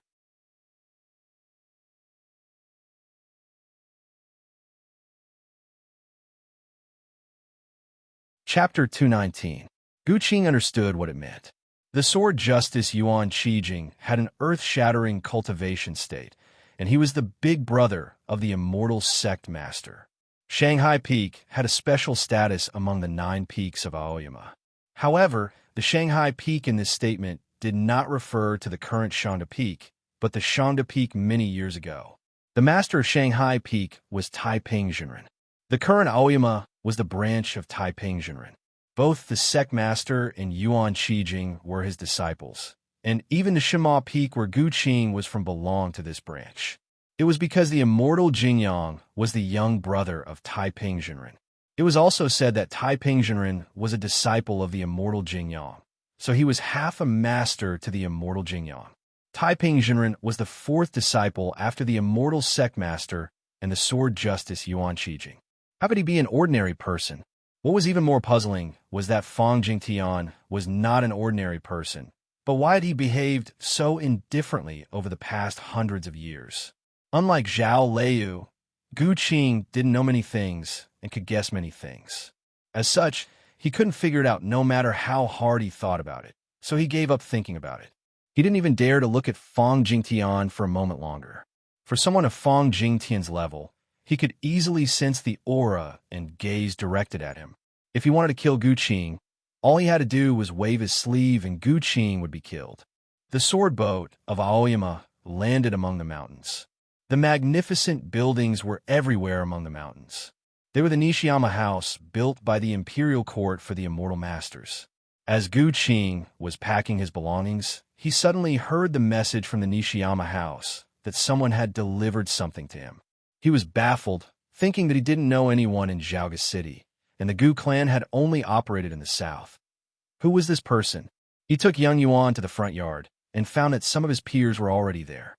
A deacon knelt on the ground and presented a list of gifts with both hands in an extremely respectful manner. Behind him were dozens of exquisite and luxurious boxes. Gu Qing took the gift list and looked at it. Most of them were utensils and food, nothing special. One of the Aoyama disciples came over to take a look and could not help but exclaim, "How extravagant! Who sent this?" The deacon knelt on the ground. Seeing that Gu Qing didn't say anything, he didn't dare to reply. Young Yuan understood and said with a smile, "It should be for my master's family." 2 cold snorts came from the crowd of onlookers. Someone said, "Cultivators indulge in worldly matters. Aren't they afraid of messing up their Tao heart?" After saying that, the 2 disciples flicked their sleeves and left. Young Yuan was confused and angry. He was about to say something, but Gu Qing stopped him.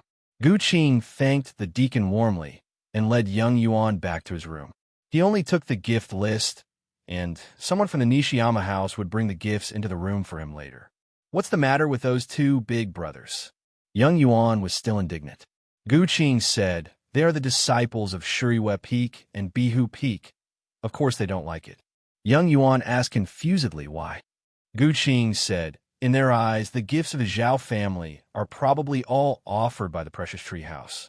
The Precious Tree House used to be backed by Bihu Peak, and it was managed by Shuriwe Peak. They have obtained all the benefits, but now the benefits are in our hands. How can they feel comfortable about it?" Young Yuan was taken aback and thought what Jing Jiu said was reasonable. He couldn't help but ask worriedly, "What should we do to dispel their hostility? Why should we dispel it?" Gu Qing said with a smile, "I heard a saying on the peak top a few years ago.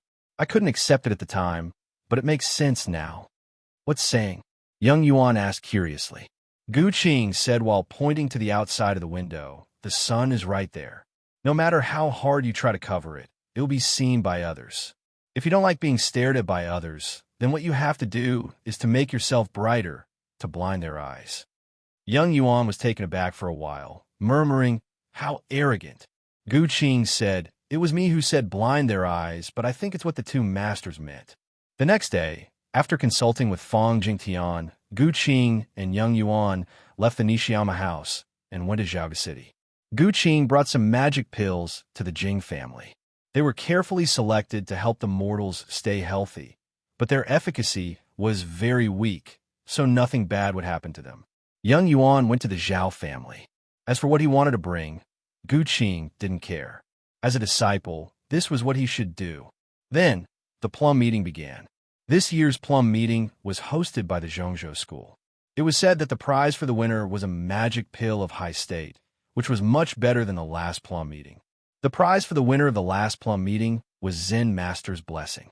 It was a pity that Guidong, who had won first place in the Zither tournament, had disappeared, by Zhao, who had won first place in the calligraphy tournament, and Jing Jiao, who had won first place in the cultivation tournament, were either dead or alive.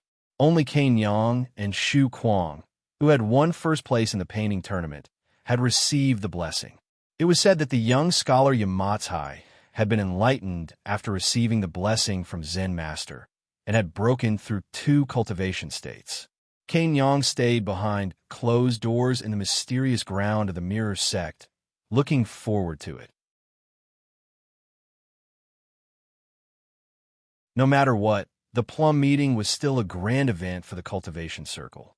Many young cultivation practitioners gathered in the plum garden in Zhaoga City, but it was a bit quiet because some people weren't there. Those people were Guidong, Bai Zhao, Jingjiu, Lo Huainan, who had died 3 years ago, Tong Yin, who didn't participate in the plum meeting, and a young swordsman of Liangwang Peak of the Aoyama sect, who hadn't participated in the plum meeting twice in a row. It was unclear if it was because of the quiet atmosphere or some other reason, but the first 4 events of the plum meeting were a bit uneventful, and ended without any great event. It wasn't until the painters of the Nishiyama house started setting up the canvases under the roof corridor that the participants of the plum meeting realized they were all waiting for the cultivation tournament. They weren't waiting for the result of the cultivation tournament, but because they were going to the snowland for the cultivation tournament. The patch of cold fog was about to disperse. The mural hung down from the roof of the corridor to the ground. The cold branches had already been painted. If one looked closely at the mural, he or she would feel like a bird among the branches. Standing in front of the mural with Yang Yuan, Gu Qing had a strange feeling when he thought of the rumored bustle at the plum meeting 6 years ago. The discussion in the Nishiyama house grew louder and louder.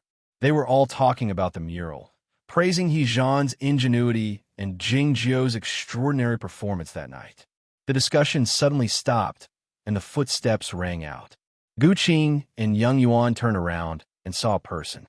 It was Tong Lu of the Western Sea Sword School. He had a stronger energy and a steadier expression in his eyes compared to the last plum meeting. Yet, he had a hint of ferocious intent when he stared at Gu Qing. Gu Qing asked calmly, "What's the matter, cultivationist?" Tong Lu said sternly, "I'll keep an eye on you too. If I find out that you're shielding that bastard, I won't let it go." He was saved by Lo Huainan in the last cultivation tournament. Since then, he had regarded Lo Huainan as his lifelong friend and respected her very much. Lo Huainan was killed by Lu Shisui. Tong Lu was extremely grieved. He, of course, wanted to avenge Lo Huainan, but he couldn't find Lu Shisui, so his hatred could only be directed at Aoyama. Gu Qing looked at him and said calmly, "I'd like to know what you'll choose if that day comes." The cold fog had indeed retreated. The edges of the snowland could be seen clearly. Colorful banners were hung everywhere in White Town for the celebration. The thin, cold-resistant trees on the edges of the snowland were now covered with ice crystals, looking rather peculiar. The courtyards of various cultivation sects were scattered in the field outside the town. It seemed that nothing had changed in the past 6 years. The important figures of the cultivation circle, such as Duke of He, Fang Jingtian, Ren Xianzhu, the sect master of Windy Broadsword, and the sect master of Kunlun, had all come here. The young cultivation practitioners participating in the cultivation tournament had already entered the snowland. Gu Qing and Yang Yuan were among them. The cold fog was too strange. To ensure the safety of the young cultivation practitioners, It was more important for these important figures to know the specific situation in the snowland as soon as possible. They couldn't get too close to the cold fog, because it might cause the will in the north to go berserk again. The young cultivation practitioners participating in the cultivation tournament had low cultivation states, so they wouldn't be regarded as a threat by that being. On the contrary, they would be much safer. The real purpose of this year's cultivation tournament was to use these young cultivation practitioners to investigate the situation in the snowland. More than 100 young cultivation practitioners appeared on the snowland like black dots, and then they gradually gathered and divided into 20 small groups. The young cultivation practitioners carefully controlled their speed, keeping a distance of a few miles from the edge of the cold fog. As the cold fog receded, they moved northward slowly.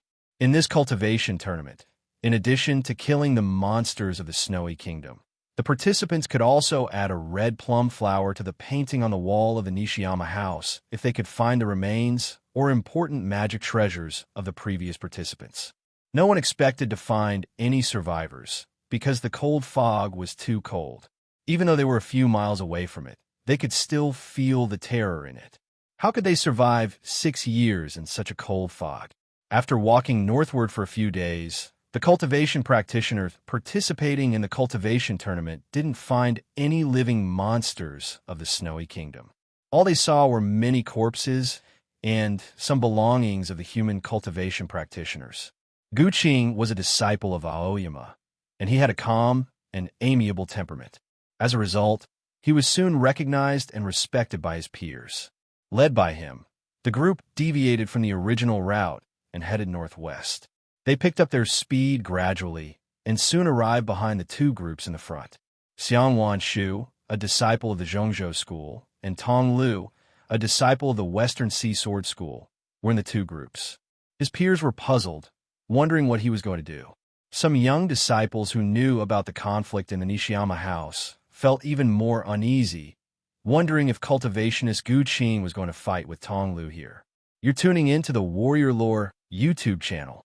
Don't forget to subscribe and join us on this journey to catch the most captivating stories.